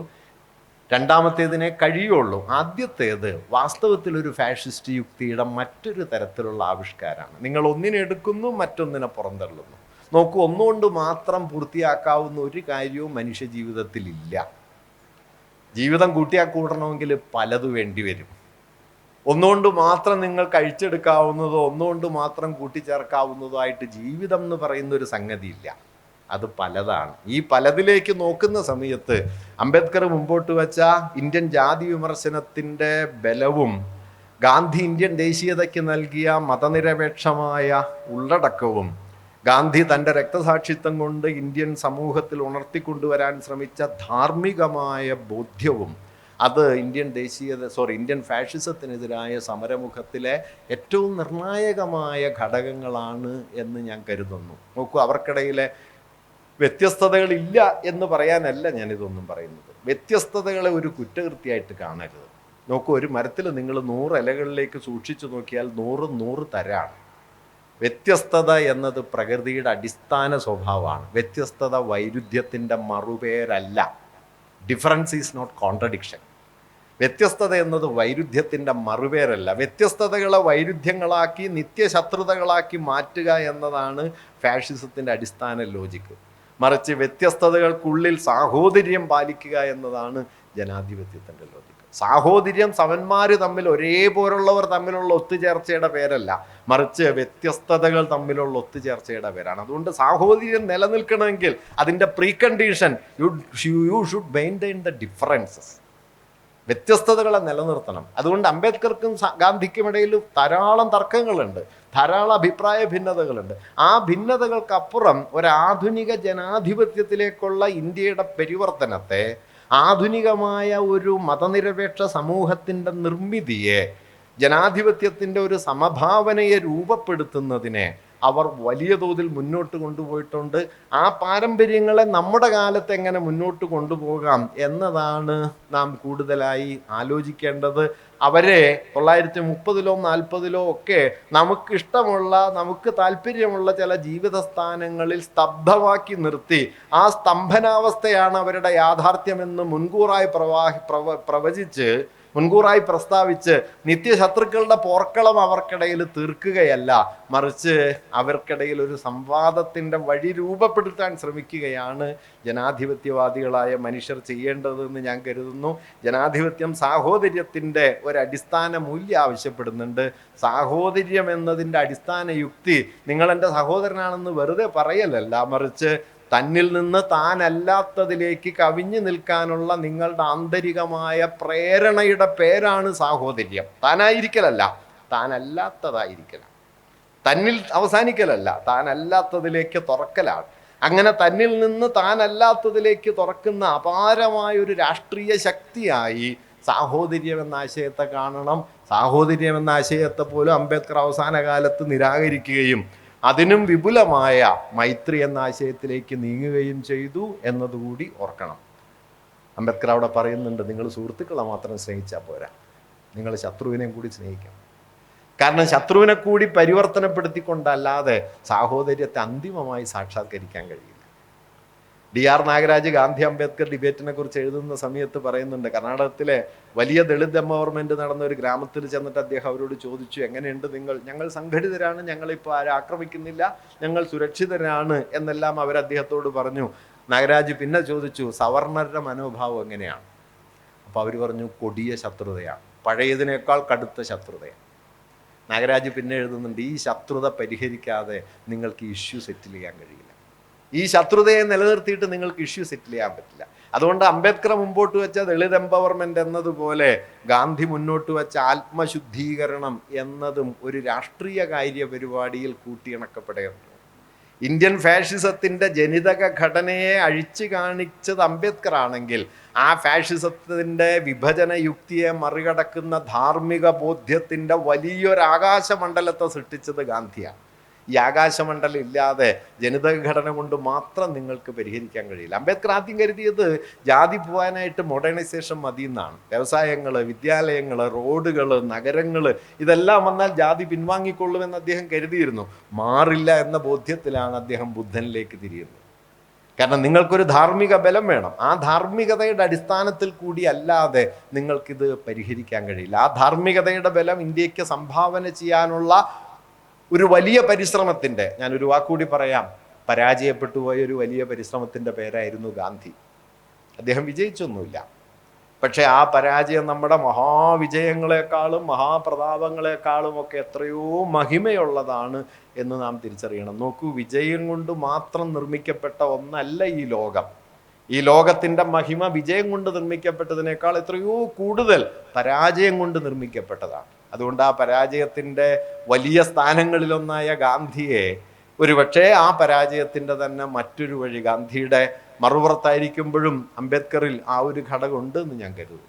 അതുകൊണ്ട് അംബേദ്കറോ ഗാന്ധിയോ എന്ന എസ് ഓർ നോ ക്വസ്റ്റ്യന് പകരം, അവരെ താർക്കികമായി അന്യോന്യം പുറന്തള്ളുന്നൊരു യുക്തിക്ക് പകരം, അവരിൽ നിന്ന് നമ്മുടെ കാലത്തിലേക്ക് തുടരുന്ന ഊർജം എന്ത് എന്നത് തിരിച്ചറിഞ്ഞ് ആ ഊർജത്തെ സ്വാംശീകരിക്കുന്ന ഒരു വിചാര രീതി ഉണ്ടാക്കിയെടുക്കാൻ നമുക്ക് കഴിയേണ്ടതുണ്ട്. ഇന്ത്യൻ ഫാഷിസത്തിനെതിരായ നമ്മുടെ പ്രതിരോധത്തിൻ്റെ വലിയ സ്രോതസ്സായി തീരുക ഒരുപക്ഷെ ആ ഒരു സംവാദ തലമായിരിക്കും എന്നാണ് ഞാൻ കരുതുന്നത്. നമസ്കാരം സാർ. ഇന്നത്തെ ഇന്ത്യൻ പൊളിറ്റിക്സിൽ ഇങ്ങനെ ഈ വർഗീയത പടർന്നു കയറിക്കൊണ്ടേയിരിക്കുകയാണ്. പക്ഷേ ഞാനിപ്പോൾ കഴിഞ്ഞ ഇലക്ഷൻ്റെ സമയത്തൊക്കെ ശ്രദ്ധിച്ചു, ഈ അയോധ്യ ക്ഷേത്രത്തിൻ്റെ ഉദ്ഘാടന സമയത്തൊക്കെ അതിൻ്റെ ആ ചരിത്രത്തെ മറന്നുകൊണ്ട് ഞങ്ങൾക്ക് ഉദ്ഘാടനം ചെയ്യണം, അല്ലെങ്കിൽ ഞങ്ങളാണ് ഏറ്റവും വലിയ വർഗീയവാദി എന്ന് പറഞ്ഞുകൊണ്ട് ഇന്ത്യയിലെ രാഷ്ട്രീയ പാർട്ടികൾ വോട്ട് പിടിച്ചുകൊണ്ടിരിക്കുകയാണ്. സങ്കടവശാൽ എല്ലാ രാഷ്ട്രീയ പാർട്ടികളും, ഇടതും വലതും എല്ലാ രാഷ്ട്രീയ പാർട്ടികളും ഈ ഒരു കോൺടെക്സ്റ്റിൽ നിന്നുകൊണ്ട് ഞാനാണ് ഏറ്റവും വലിയ വർഗീയവാദി എന്ന് പറഞ്ഞ് വോട്ട് പിടിക്കുകയാണ്. എൻ്റെ ഒരു ആശങ്ക ഇതാണ്, നമുക്കിതിൽ നിന്ന് എന്തെങ്കിലും രക്ഷപ്പെടാൻ പറ്റുമോ?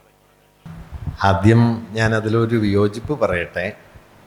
എല്ലാ പാർട്ടികളും അങ്ങനെ പറഞ്ഞില്ല കേട്ടോ. അങ്ങനെ പറയാനായിരിക്കും നമുക്ക് താല്പര്യം. അപ്പം നമ്മളൊരാൾ മാത്രം വിശുദ്ധനും ബാക്കി എല്ലാവരും മോശക്കാരെന്നൊരു തോന്നൽ വരുമല്ലോ. അങ്ങനെ കരുതരുത്.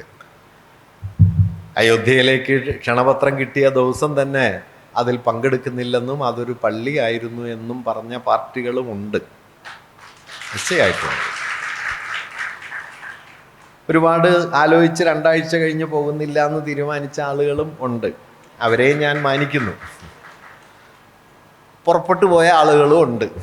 അതുകൊണ്ട് നമ്മൾ നോക്കൂ, നമ്മൾ എല്ലാ പ്രസ്ഥാനങ്ങളും ഒരുപോലെയാണ്, എല്ലാം ഒരുപോലെ വർഗീയമാണ് എന്നെല്ലാമുള്ള ഈ അരാഷ്ട്രീയമെന്ന് പുറമേ മേനി നടിക്കുന്നവരുടെ രാഷ്ട്രീയ യുക്തികളെ അതേപടി പിൻപറ്റരുത്.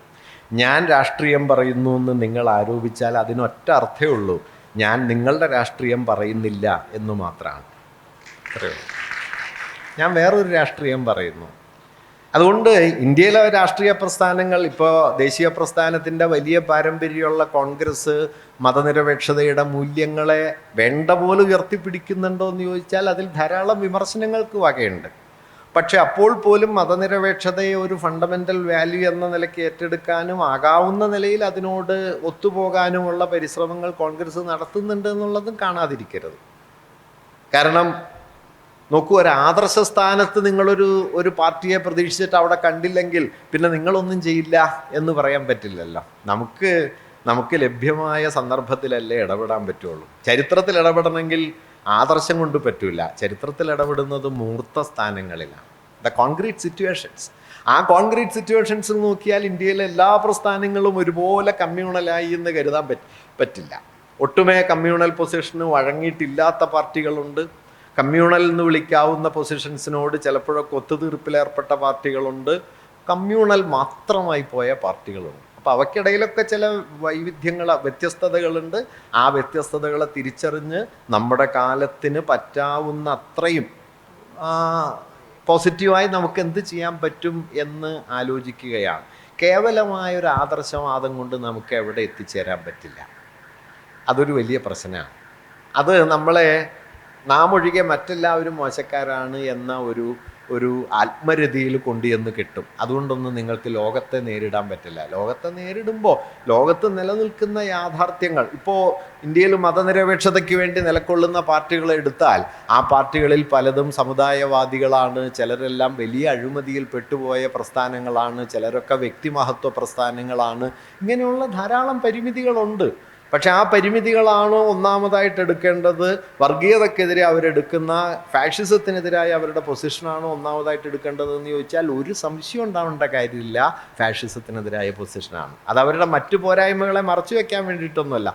ഈ പോരായ്മകളെല്ലാം മാറ്റിയിട്ട് സിദ്ധാന്ത ശുദ്ധരായിട്ട് വരും. അപ്പം പ്രസ്ഥാനം ഉണ്ടാക്കാമെന്ന് കരുതിയാൽ പിന്നെ ഉണ്ടാക്കേണ്ടി വരില്ല കേട്ടോ.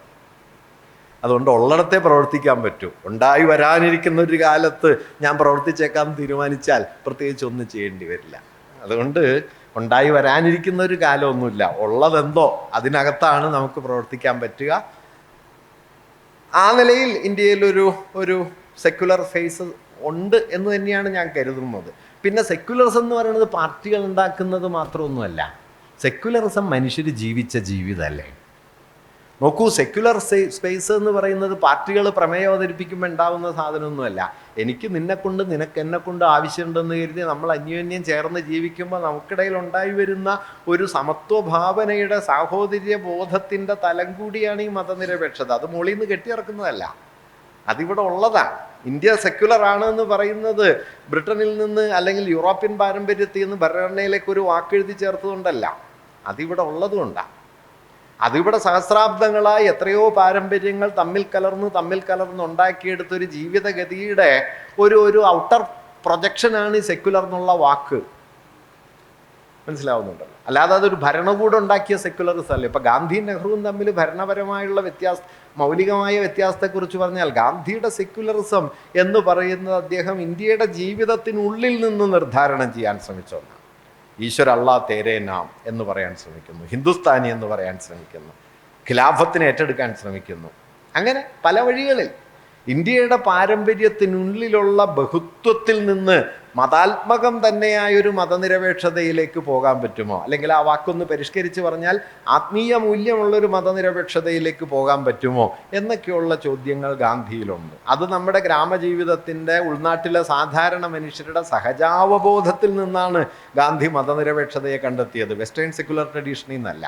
നെഹ്റു ആകട്ടെ ഇന്ത്യൻ സെക്യുലർ ട്രഡീഷനെ യൂറോപ്യൻ സെക്യുലർ ട്രഡീഷനെ നമ്മുടെ ആധുനിക രാഷ്ട്രത്തിൻ്റെ ഘടനാ സംവിധാനങ്ങളിലേക്ക് കൂട്ടിവിളക്കുകയും നമ്മുടെ ഭരണകൂട സംവിധാനങ്ങളെ ആകാവുന്നത്ര മതനിരപേക്ഷമാക്കി ഉറപ്പിച്ചു നിർത്തുകയും ചെയ്തു. അതിൻ്റെ അവശിഷ്ട ജീവിതമാണ് ഇപ്പോൾ ബാക്കിയുള്ളത്. അവശിഷ്ട ജീവിതം എന്ന് പോലും പറയാനുണ്ടോ എന്ന് അറിഞ്ഞുകൂടാ. അയോധ്യ വിധി എഴുതാനായിട്ടിരുന്നപ്പോൾ രാമനെ പ്രാർത്ഥിച്ചു എന്നും ദൈവവിളി കൊണ്ട് ഇങ്ങനെ എഴുതിയെന്നാണ് സുപ്രീം കോടതി ചീഫ് ജസ്റ്റിസ് പറയുന്നത്. അങ്ങനെ ഒരു ചീഫ് ജസ്റ്റിസിൻ്റെ കാലത്ത് നമ്മൾ ജീവിക്കുന്നു. നോക്കൂ, 1989 പാർലമെന്റ് പാസാക്കിയ നിയമം ഇരിക്കുന്നു. 47 ഓഗസ്റ്റ് 15 ഇന്ത്യയിൽ ആരാധനാലയങ്ങളുടെ സ്ഥിതി എന്താണോ അതിലൊരു മാറ്റവും വരുത്തിക്കൂടാ, ബാബറി മസ്ജിദ് ഒഴികെ എന്ന നിയമം ഇന്ത്യൻ പാർലമെന്റ് പാസാക്കി നിയമമായിട്ട് നിൽക്കെയാണ് അലഹബാദ് കോടതി ജ്ഞാനവാപി പള്ളി കുഴിച്ചു നോക്കാനായിട്ട് ഉത്തരവിടുന്നത്. അതിനെതിരെ അലഹബാദ് ഹൈക്കോടതിയിൽ കേസ് വരുന്നു, ഹൈക്കോടതി അപ്രൂവ് ചെയ്യുന്നു, സുപ്രീം കോടതി അപ്രൂവ് ചെയ്യുന്നു. ഇന്ത്യൻ പാർലമെന്റ് പാസാക്കിയ നിയമം അപ്പുറം ഇരിപ്പുണ്ട്. ആ നിയമത്തെ നഗ്നമായി ലംഘിക്കാനായിട്ട് ശ്രമം നടക്കുന്ന സമയത്ത് അതിന് പിന്തുണ കൊടുക്കുന്ന സംവിധാനങ്ങളായിട്ട് നമ്മുടെ കോടതികൾ മാറിത്തീരുന്നിടത്താണ് നെഹ്റുവൊക്കെ ഉയർത്തിക്കൊണ്ടുവരാൻ ശ്രമിച്ച വലിയ പാരമ്പര്യത്തിന് എന്ത് സംഭവിക്കുന്നു എന്ന ചോദ്യമുള്ളത്. ഞാൻ പറഞ്ഞതെന്താ വെച്ചാൽ ഭരണകൂടം സെക്യുലർ ആയതുകൊണ്ട് മാത്രം ഒരു സൊസൈറ്റി സെക്യുലർ ആവില്ല. സോഷ്യലി സെക്കുലർ എന്ന് പറയുന്നത് സമൂഹത്തിൻ്റെ സഹജാവബോധത്തിൽ മതനിരപേക്ഷമായ ഒരു സ്നേഹഭാവം വരണം, സാഹോദര്യഭാവം വരണം. ആ സാഹോദര്യഭാവത്തിലേക്കായിരുന്നു ഗാന്ധിയുടെ ഊന്നൽ. ഭരണകൂടത്തിൻ്റെ സെക്കുലറൈസേഷൻ എന്നതിലായിരുന്നു നെഹ്റു ശ്രമിച്ചത്. രണ്ടും പരസ്പരം ചേർന്ന് വരേണ്ടതാണ്. നിർഭാഗ്യവശാൽ രണ്ടും ഇല്ലാത്ത അവസ്ഥയിലാണ് ഇപ്പോൾ നമ്മൾ നിൽക്കുന്നത്. അതുകൊണ്ട് നമ്മളിത് നോക്കണം. സാറേ, ഒരു അഭിപ്രായം. ഒന്ന്, നമ്മൾ ഈ പരിപാടിക്ക് വരുമ്പോൾ, ഇന്നിപ്പോൾ രാവിലെ മാഷയുടെ ഒരു വർത്തമാനം കേൾക്കാൻ വരുമ്പോൾ ഉണ്ടായിരുന്ന ഒരു ആശങ്ക അവസാനിപ്പിച്ചുകൊണ്ടാണ് മാഷയുടെ സംസാരം തുടങ്ങിയത് തന്നെ. ഗാന്ധിയോ അംബേദ്കറോ എന്ന ചോദ്യം, ആ ചോദ്യം തന്നെ അല്ല, ഗാന്ധിയും അംബേദ്കറും എന്ന് പറഞ്ഞുകൊണ്ടാണ് മാഷ് തുടങ്ങിയത്. ഞങ്ങളുടെ ആശങ്ക മാറ്റിയതിന് ആദ്യമേ ഒരു സന്തോഷം രേഖപ്പെടുത്തുകയാണ്. രണ്ടാമത്, ഇവിടെ ഫാസിസത്തെക്കുറിച്ചിട്ടുള്ള നിരവധിയായിട്ടുള്ള നിർവചനങ്ങൾ മാഷ് പറഞ്ഞു. അതിൻ്റെ വിശദാംശങ്ങളില്ല, മാഷത് നല്ലോണം തന്നെ പറഞ്ഞിട്ടുണ്ട്.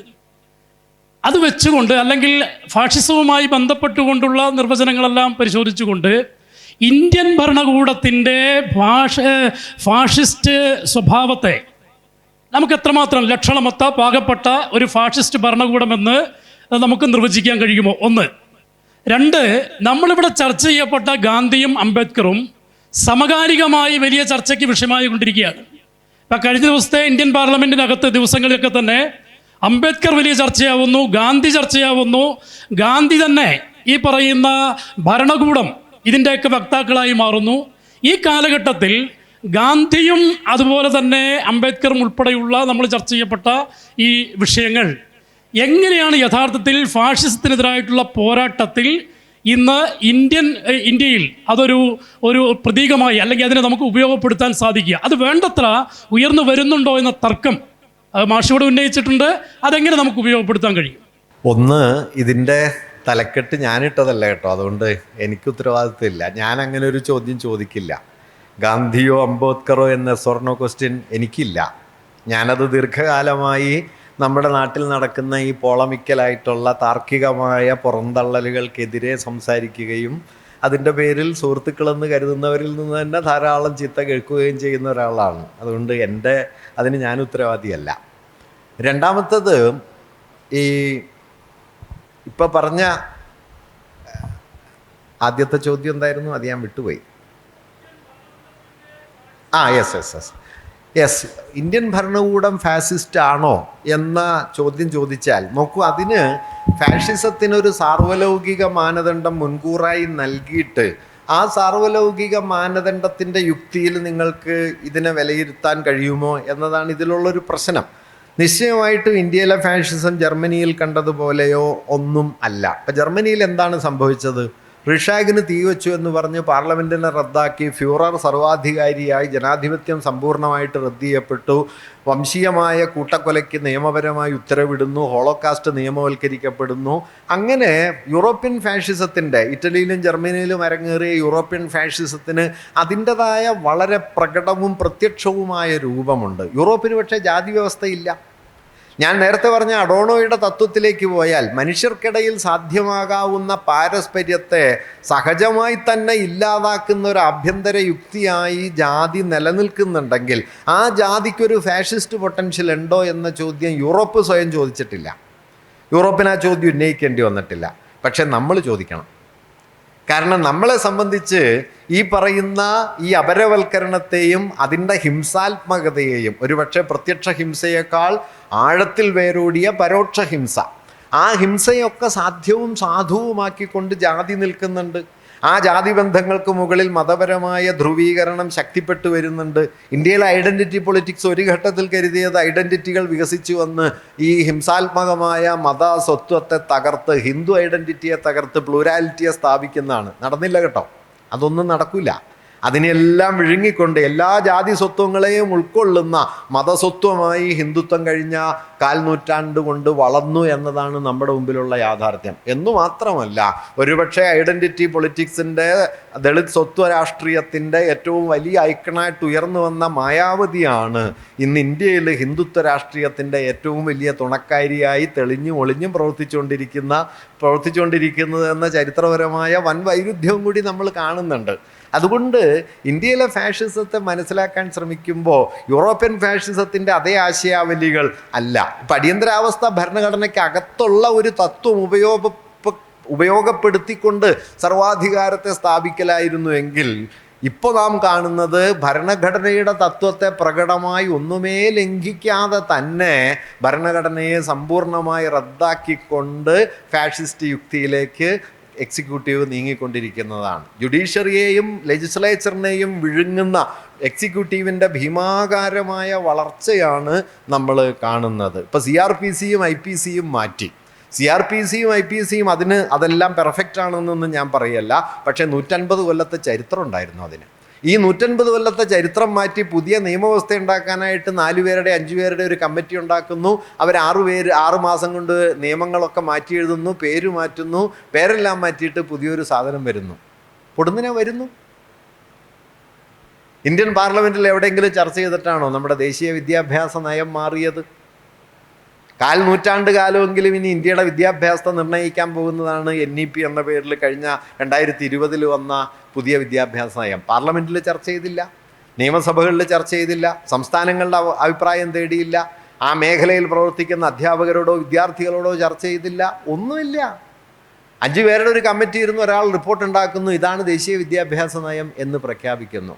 പാർലമെൻറ്റ്, ജുഡീഷ്യറി, നിയമപരമായ ആലോചനകൾ, സബ്ജക്ട് കമ്മിറ്റി, സെലക്ട് കമ്മിറ്റി എല്ലാം റദ്ദാവുകയും ഏകശാസനാധികാരം അതിൻ്റെ എല്ലാ സ്വഭാവവും പ്രകടിപ്പിക്കുകയും ചെയ്യുന്ന ഒരു പുതിയ രീതി within the framework of constitution എന്ന് തോന്നിപ്പിക്കുന്ന മട്ടിൽ പ്രവർത്തിക്കുന്നു. അംബേദ്കർ ഇത് മുമ്പ് പറയുന്നുണ്ട്, നിങ്ങൾക്ക് എത്ര മെച്ചപ്പെട്ട കോൺസ്റ്റിറ്റ്യൂഷൻ ഉണ്ടായിട്ടും കാര്യമൊന്നുമില്ല, പ്രവർത്തിക്കുന്നവർക്ക് ധാർമ്മിക ബോധമില്ലെങ്കിൽ കോൺസ്റ്റിറ്റ്യൂഷൻ കൊണ്ടൊന്നും രക്ഷിച്ചെടുക്കാൻ കഴിയില്ല. കോൺസ്റ്റിറ്റ്യൂഷൻ കൊണ്ട് രക്ഷിക്കാൻ പറ്റില്ല കേട്ടോ. കോൺസ്റ്റിറ്റ്യൂഷനെ കൊണ്ടു നടക്കുന്നവർക്ക് കോൺസ്റ്റിറ്റ്യൂഷണൽ മൊറാലിറ്റി വേണം. ആ മൊറാലിറ്റി ആകട്ടെ നിങ്ങൾക്ക് ക്ലാസ് എടുത്തുണ്ടാക്കാൻ പറ്റില്ല, സമരം ചെയ്തുണ്ടാക്കാനേ പറ്റൂ. അതുകൊണ്ട് നമ്മൾ അതുണ്ടാക്കിയെടുക്കാൻ ശ്രമിച്ചുകൊണ്ടിരിക്കുക. ഇന്ത്യൻ ഫാഷിസത്തെ ഈ സവിശേഷ രൂപത്തിൽ മനസ്സിലാക്കാനായിട്ടും ശ്രമിക്കണം. പാർലമെൻറ്റ് ഇല്ലാതായിട്ടില്ല, തെരഞ്ഞെടുപ്പ് ഇല്ലാതായിട്ടില്ല, നിയമങ്ങൾ റദ്ദാക്കപ്പെട്ടിട്ടില്ല, വംശീയ കൂട്ടക്കൊലയ്ക്ക് ഉത്തരവ് വന്നിട്ടില്ല എന്നതെല്ലാം ശരിയാണ് എങ്കിലും നിങ്ങളുടെ വീട്ടിൽ ബീഫുണ്ട് എന്നുള്ളതുകൊണ്ട് നിങ്ങളെ തല്ലിക്കൊല്ലാം എന്നതും ഇന്ത്യയിലെ ഒരു യാഥാർത്ഥ്യമാണ്. അത് മതിയോ ഫാഷിസത്തിന് നമുക്ക് വേണമെങ്കിൽ ആലോചിക്കാം. കുറച്ചുകൂടി വേണോ അതോ ഇത്രയും മതിയോ എന്ന് ആലോചിക്കാവുന്നതേ ഉള്ളൂ. മാഷ് പറഞ്ഞപ്പോൾ 1947 കൽക്കത്തയിലും ദില്ലിയിലും ഗാന്ധിജി നിരാഹാര സത്യാഗ്രഹം നടന്ന് വളരെയധികം വർഗീയ ലഹളകൾ കുറയ്ക്കാൻ സാധിച്ചെന്ന് പറഞ്ഞു. ഈ 47 ഗാന്ധിജി അത്ര നേരത്തെ ഉണ്ടായിരുന്ന പോലെ അത്ര ശക്തനായിരുന്നോ? ആയിരുന്നെങ്കിൽ പടിഞ്ഞാറ് ഭാഗത്ത് പോയി പഞ്ചാബ് ഭാഗത്ത് പോയിട്ട് അവിടുത്തെ ലക്ഷക്കണക്കിന് കൂട്ടക്കൊല ഒഴിവാക്കാൻ പറ്റില്ലായിരുന്നു. രണ്ടാമത് എന്ന് പറഞ്ഞാൽ 1942 ക്വിറ്റ് ഇന്ത്യ മൂവ്മെൻറ്റിൽ വളരെ ശക്തനായിരുന്നു ഗാന്ധി. പക്ഷെ വല്ലാത്തൊരു വേണ്ട രീതിയിൽ ആ സമരം നടത്താത്തതുകൊണ്ട് സമരം പൊളിഞ്ഞുപോയി. ആ സമരം പൊളിഞ്ഞതിന് ശേഷം അതിനുശേഷം നമ്മൾ കാണുന്ന പാർട്ടീഷൻ എന്നുള്ള നയം രൂപീകരിക്കുമ്പോഴും അതിനെതിരായിട്ടൊരു നിരാഹാര സത്യാഗ്രഹം നടത്താൻ ഗാന്ധിജി തുനിഞ്ഞില്ല. അത് എന്തുകൊണ്ടാണ്? ഏറ്റവും വലിയ വർഗീയത ഒഴിവാക്കാൻ പറ്റുന്ന പാർട്ടീഷൻ തന്നെ ഒഴിവാക്കാൻ വേണ്ടി അദ്ദേഹം മുന്നിട്ടിറങ്ങിയിരുന്നെങ്കിൽ അതിന് സാധിക്കുമായിരുന്നില്ലേ? അപ്പോൾ അങ്ങനെ ഗാന്ധിജി ആ ആയപ്പോഴേക്കും ഒരു ദുർബലനായ ഒരു ഗാന്ധിജിയല്ലേ നമ്മൾ കാണുന്നത്. നോക്കൂ, ഗാന്ധിയുടെ ബലം എന്ന് പറയുന്നത് സംഘടന കൊണ്ടുണ്ടായ ബലമല്ല. 45-ന് ശേഷം ഗാന്ധിയെ കോൺഗ്രസ് അങ്ങനെ പരിഗണിച്ചിട്ടൊന്നുമില്ല എന്നുള്ളത് ശരിയാണ്. അവസാന കാലത്തെ ഗാന്ധിയുടെ പ്രാർത്ഥനാ യോഗങ്ങളിലൊക്കെ ടാഗോറിൻ്റെ പഴയ പാട്ടാണല്ലോ, എക്കിലെ ചെലവരോ, ഒറ്റയ്ക്ക് നടക്കൂ, നിങ്ങൾ പറയുന്നത് ആരും കേൾക്കുന്നില്ലെങ്കിൽ ഒറ്റയ്ക്ക് നടക്കൂ. ഗാന്ധി ഒറ്റയ്ക്ക് നടക്കുകയായിരുന്നു. പക്ഷെ ഗാന്ധിക്ക് ബലമില്ലായിരുന്നു എന്ന് കരുതിയാൽ പ്രയാസമാവും. കാരണം 66,000 പട്ടാളക്കാർ പഞ്ചാബിൽ വിചാരിച്ചിട്ട് നടക്കാത്ത കാര്യമാണ് 3 ദിവസം നിരാഹാരം കിടന്ന് ഗാന്ധി കൽക്കട്ടയിൽ സാധിച്ചെടുത്തത്. ഇന്നത്തെ ഒരു പ്രധാനമന്ത്രി നിരാഹാരം കിടന്ന നാട്ടുകാർ മൂപ്പര് മരിച്ചു പോട്ടെ എന്ന് കരുതി കുറച്ചുകൂടി കലാപം കൂട്ടാനാ വഴി, അല്ലാതെ കലാപമൊന്നും ഇല്ലാതാവില്ല. ഗാന്ധിയുടെ നിരാഹാരത്തിനൊരു പ്രത്യേകതയുണ്ട് കേട്ടോ. ഗാന്ധി ഡൽഹിയിൽ കൽക്കട്ടയിൽ നിരാഹാരം കിടക്കുമ്പോൾ ആംഗ്ലോ ഇന്ത്യൻ റെജിമെൻറ്റ് നിരാഹാരത്തിലാണ്. നിങ്ങൾക്ക് പ്രതീക്ഷിക്കാൻ പറ്റില്ല. ഗാന്ധി നിരാഹാരം കിടക്കുന്നു, പട്ടാളം നിരാഹാരം അനുഷ്ഠിക്കുന്നു. ഡൽഹിയിൽ ഗാന്ധി നിരാഹാരം കിടക്കുമ്പോൾ ലണ്ടനിൽ ആർതർ മോർ എന്ന് പറയുന്ന പത്രപ്രവർത്തകൻ നിരാഹാരം കിടക്കുന്നുണ്ട്. ഗാന്ധിയുടെ നിരാഹാര മാർഗം ശരിയല്ല എന്ന് കരുതിയിരുന്ന ആളായിരുന്നു ആർതർ മോർ. കാരണം നിരാഹാരം എന്നത് ഒരു ബലപ്രയോഗ രീതിയാണ്, നെഗോഷിയേറ്റ് ചെയ്യാണ് വേണ്ടത്. അല്ലാതെ ആളുകളെ ഞാൻ പട്ടിണി കിടക്കുന്നു പറഞ്ഞ് ഭീഷണിപ്പെടുത്തുന്നത് ശരിയല്ല എന്ന് പറഞ്ഞ് ഗാന്ധിയുടെ നിരാഹാര രീതിയെ വിമർശിച്ച ബ്രിട്ടീഷ് പത്രപ്രവർത്തകനായിരുന്നു, ഗാർഡിയൻ്റെ പത്രപ്രവർത്തകനായിരുന്നു. പക്ഷേ കൽക്കട്ടയിലെ ഗാന്ധിയുടെ നിരാഹാരം കൊണ്ട് കൽക്കട്ടയെ ഗാന്ധി പിടിച്ചു കെട്ടിയത് കണ്ടതിന് ശേഷം ആർതർ മോർ പറഞ്ഞു, ഞാൻ എൻ്റെ അഭിപ്രായം മാറ്റുന്നു. ഇന്ന് മാത്രമല്ല, 48 ജനുവരി 13 ഗാന്ധി ഡൽഹിയിൽ നിരാഹാരം തുടങ്ങിയപ്പോൾ ആർതർ മോർ അവിടെ പട്ടിണി കിടന്നു. 5 ദിവസം മൂപ്പരും ഗാന്ധിയുടെ കൂടെ പട്ടിണി കിടന്നു. അവിടെ മൂപ്പര് പട്ടിണി കിടക്കണ്ടെന്ന് അറിഞ്ഞിട്ട് 18-ാം തീയതി തൻ്റെ നിരാഹാരം പിൻവലിച്ച ഉടനെ ഗാന്ധി കൊടുക്കുന്ന ഒരു നിർദ്ദേശം, ഇയാൾക്കൊരു കമ്പി അടിക്കണം, ഉടനെ തന്നെ ഭക്ഷണം കഴിച്ചു തുടങ്ങരുത്, പതുക്കെ പതുക്കെ കഴിക്കണം എന്ന്. കാരണം ആക്രാന്തം മൂത്ത് കഴിച്ച് മരിച്ചു പോകുമല്ലോ. ഗാന്ധിക്ക് പിന്നെ നിരാഹാരമൊക്കെ നല്ല ശീലമായതുകൊണ്ട് 22 ദിവസം കിടന്ന ആളാണ്. 21 ദിവസം ഗാന്ധി നിരാഹാരം കിടന്നുണ്ട്. അതുകൊണ്ട് 5 ദിവസമൊക്കെ മൂപ്പർക്ക് ഒരു പ്രശ്നമല്ല. പക്ഷേ 5 ദിവസം പട്ടിണി കിടന്ന് വിശപ്പ് മൂത്തിട്ട് ആദ്യം തന്നെ ഒരുമിച്ച് ഭക്ഷണം കഴിച്ചാൽ സംഗതി കുഴപ്പമാവും എന്നുള്ളതുകൊണ്ട് അയാൾക്ക് കമ്പി അടിക്കാനാണ് ഗാന്ധി പറയുന്നത്. അയാൾ മറുപടി അയക്കുന്നുണ്ട് കേട്ടോ, ഒരല്പം വൈൻ കഴിച്ച് ഞാൻ എൻ്റെ നിരാഹാരം മുറിച്ചു എന്ന് പറഞ്ഞ് ആർതർ മോർ ഗാന്ധിക്ക് കത്തെഴുതുന്നുണ്ട്. നോക്കൂ, അങ്ങനെ ഗാന്ധിയുടെ ധാർമ്മിക ബലത്തെ നമ്മൾ കുറച്ച് കണ്ടുകൂടാ. 66,000 പട്ടാളക്കാർ പഞ്ചാബിൽ വിചാരിച്ചിട്ട് നടക്കാതിരുന്നൊരു കാര്യം, ഒറ്റയ്ക്കൊരാൾ 50 റാത്തൽ തൂക്കമുള്ള 78 വയസ്സെത്തിയ മരിക്കാൻ ഏതാനും ദിവസം ബാക്കിയുള്ള ഒരാൾ നിരാഹാരം കിടന്ന് സാധിച്ചെടുത്തു എന്നതിനെ കുറഞ്ഞ ബലമായിട്ട് കാണരുത്. ബലം എന്ന് പറയുന്നത് സംഘടന കൊണ്ട് മാത്രം ഉണ്ടാവണതല്ല, അപാരമായ ധാർമ്മിക ശക്തി കൊണ്ടും ബലം ഉണ്ടാവും. ആ ബലം ഏറ്റവും കൂടുതൽ ഉണ്ടായിരുന്നൊരു ഗാന്ധി 45 മുതലുണ്ട്. വാസ്തവത്തിൽ പഞ്ചാബിലേക്ക് പോകാനാണ് ഗാന്ധി കൽക്കട്ടയിൽ നിന്ന് പുറപ്പെട്ടത്. മൗണ്ട് ബാറ്റനും നെഹ്റു ഒക്കെ പട്ടേലും ഒക്കെ ഗാന്ധിയോട് പഞ്ചാബിലേക്ക് പോകണം എന്നാണ് ആവശ്യപ്പെട്ടതും. അതിനുവേണ്ടിയാണ് 47 സെപ്റ്റംബർ 7 കൽക്കട്ടയിൽ നിന്ന് പുറപ്പെട്ട് 9-ാം തീയതി ഡൽഹിയിൽ വന്നിറങ്ങുന്നത്. പഞ്ചാബിലേക്ക് പോകാൻ വേണ്ടിയിട്ടാണ്. പക്ഷേ ഡൽഹിയിൽ വന്നിറങ്ങി അന്ന് വൈകുന്നേരം ഹുമയൂൺ ടോംബിൽ പോയി വന്നതിന് ശേഷമാണ് പഞ്ചാബിലേക്ക് പോകുന്നില്ല, ഡൽഹിയെ തിരിച്ചു പിടിച്ചില്ലെങ്കിൽ ഇന്ത്യ ബാക്കിയുണ്ടാവില്ല എന്ന് ഗാന്ധി തീരുമാനിക്കുന്നത്. കാരണം ഡൽഹി ഗാന്ധിക്ക് അറിയുമായിരുന്നു ഇന്ത്യയുടെ ഒരു മെട്രോപൊളിറ്റൻ കൾച്ചറാണ്, ഇന്ത്യയുടെ ഒരു വലിയ ബഹുസംസ്കാരത്തിൻ്റെ കേന്ദ്രമാണ്. എത്രയോ പാരമ്പര്യങ്ങൾ, എത്രയോ വംശാവലികൾ വന്ന് പിൻവാങ്ങി അതെല്ലാം കൂടിക്കലർന്ന് നിൽക്കുന്ന ഇന്ത്യയുടെ ഒരു ഹൃദയം ഡൽഹിയിലുണ്ടെന്ന് ഗാന്ധിക്ക് അറിയായിരുന്നു. അതുകൊണ്ട് ഡൽഹിയെ വിട്ടിട്ട് നിങ്ങൾക്ക് ഇന്ത്യയെ തിരിച്ചു പിടിക്കാൻ കഴിയില്ല, അതുകൊണ്ട് ഞാൻ ഇവിടെ നിൽക്കുന്നു. ഗാന്ധി അന്ന് വൈകുന്നേരം കാണാൻ വന്ന ഒരു അഭയാർത്ഥി പറയുന്നുണ്ട്, ഇയാൾ വല്ല ഹിമാലയത്തിലും പോയി തപസ് ചെയ്യൂ എന്ന് പറയുന്നുണ്ട്. ഗാന്ധി അവരോട് പറഞ്ഞത്, ഇതാണ് എൻ്റെ ഹിമാലയം, this is my Himalaya, I will stay here എന്ന് പറഞ്ഞ് ഗാന്ധി നിൽക്കുന്നുണ്ട്. കോൺഗ്രസ് ഒക്കെ വിട്ടു എന്നുള്ളത് ശരിയാണ്. വിഭജനത്തിൻ്റെ ഘട്ടമായപ്പോൾ വിഭജനം വേണ്ടാന്ന് ഇന്ത്യയിൽ പറഞ്ഞ ഏക ആൾ ഗാന്ധിയാണല്ലോ. ഗാന്ധി മാത്രമേ ഉള്ളൂ. ബാക്കി എല്ലാവരും കരുതിയത് ഈ വിഭജനത്തിൻ്റെ യുക്തി വന്ന സമയത്ത് ഇന്ത്യയിലെ ബ്രിട്ടീഷ് ഗവൺമെൻറ്റും മൗണ്ട് ബാറ്റനും ക്യാബിനറ്റ് മിഷനും ഒക്കെ കരുതി എന്താണെന്ന് വെച്ച് കഴിഞ്ഞാൽ ഈ അതിർത്തി ഗ്രാമങ്ങളിൽ 5-6 ലക്ഷം ആളുകൾ അങ്ങോട്ടും ഇങ്ങോട്ടും സ്ഥാനഭ്രംശം വരും എന്നല്ലാതെ മറ്റൊന്നും പ്രതീക്ഷിച്ചിട്ടില്ല. ഗാന്ധി പറഞ്ഞു, ഇന്ത്യ ചരിത്രത്തിൽ നിങ്ങൾക്ക് ഒരു കാലത്തും പരിഹരിക്കാൻ കഴിയാത്ത മാരകമായ വിപത്താണ് വരാനിരിക്കുന്നത്.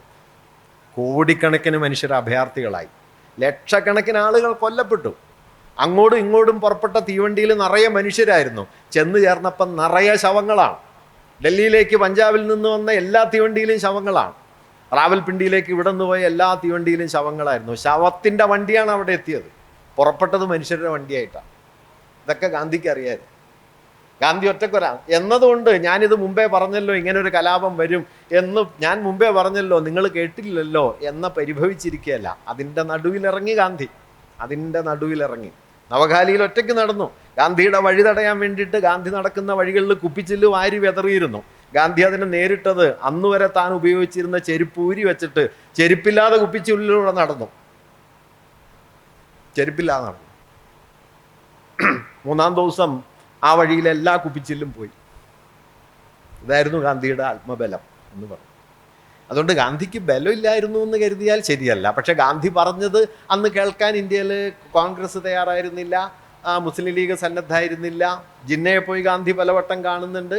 പക്ഷേ ദേശീയ പ്രസ്ഥാനം ഒരു ഹിന്ദു പ്രസ്ഥാനമാണ് എന്ന ഒരു നിലപാടാണ് ജിന്ന ആദ്യം മുതലല്ല 1940 വിഭജനം അവർ സ്വീകരിക്കുന്ന ഒരു നിലപാടായിട്ട് എടുക്കുന്നത്. അതുകൊണ്ട് ജിന്ന വഴങ്ങുന്നില്ല എന്നുള്ള ഘട്ടത്തിൽ കോൺഗ്രസും ആ ഒരു നിലപാടിലേക്ക് എത്തി.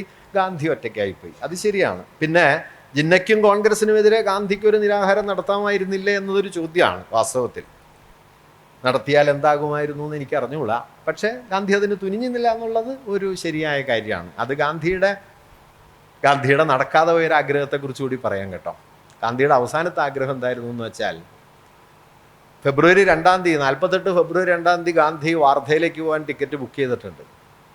ഒരാഴ്ച അവിടെ താമസിച്ച് 10-ാം തീയതി തിരിച്ചു വന്നിട്ട് അഭയാർത്ഥികളായി വന്ന, ഇന്ത്യയിലേക്ക് വന്ന മുഴുവൻ ഹിന്ദുക്കളെയും കൂട്ടി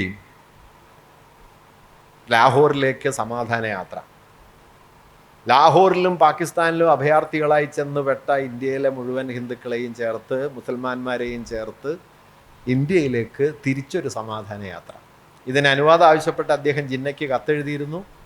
ജിന്ന അനുവാദം കൊടുത്തിരുന്നില്ല.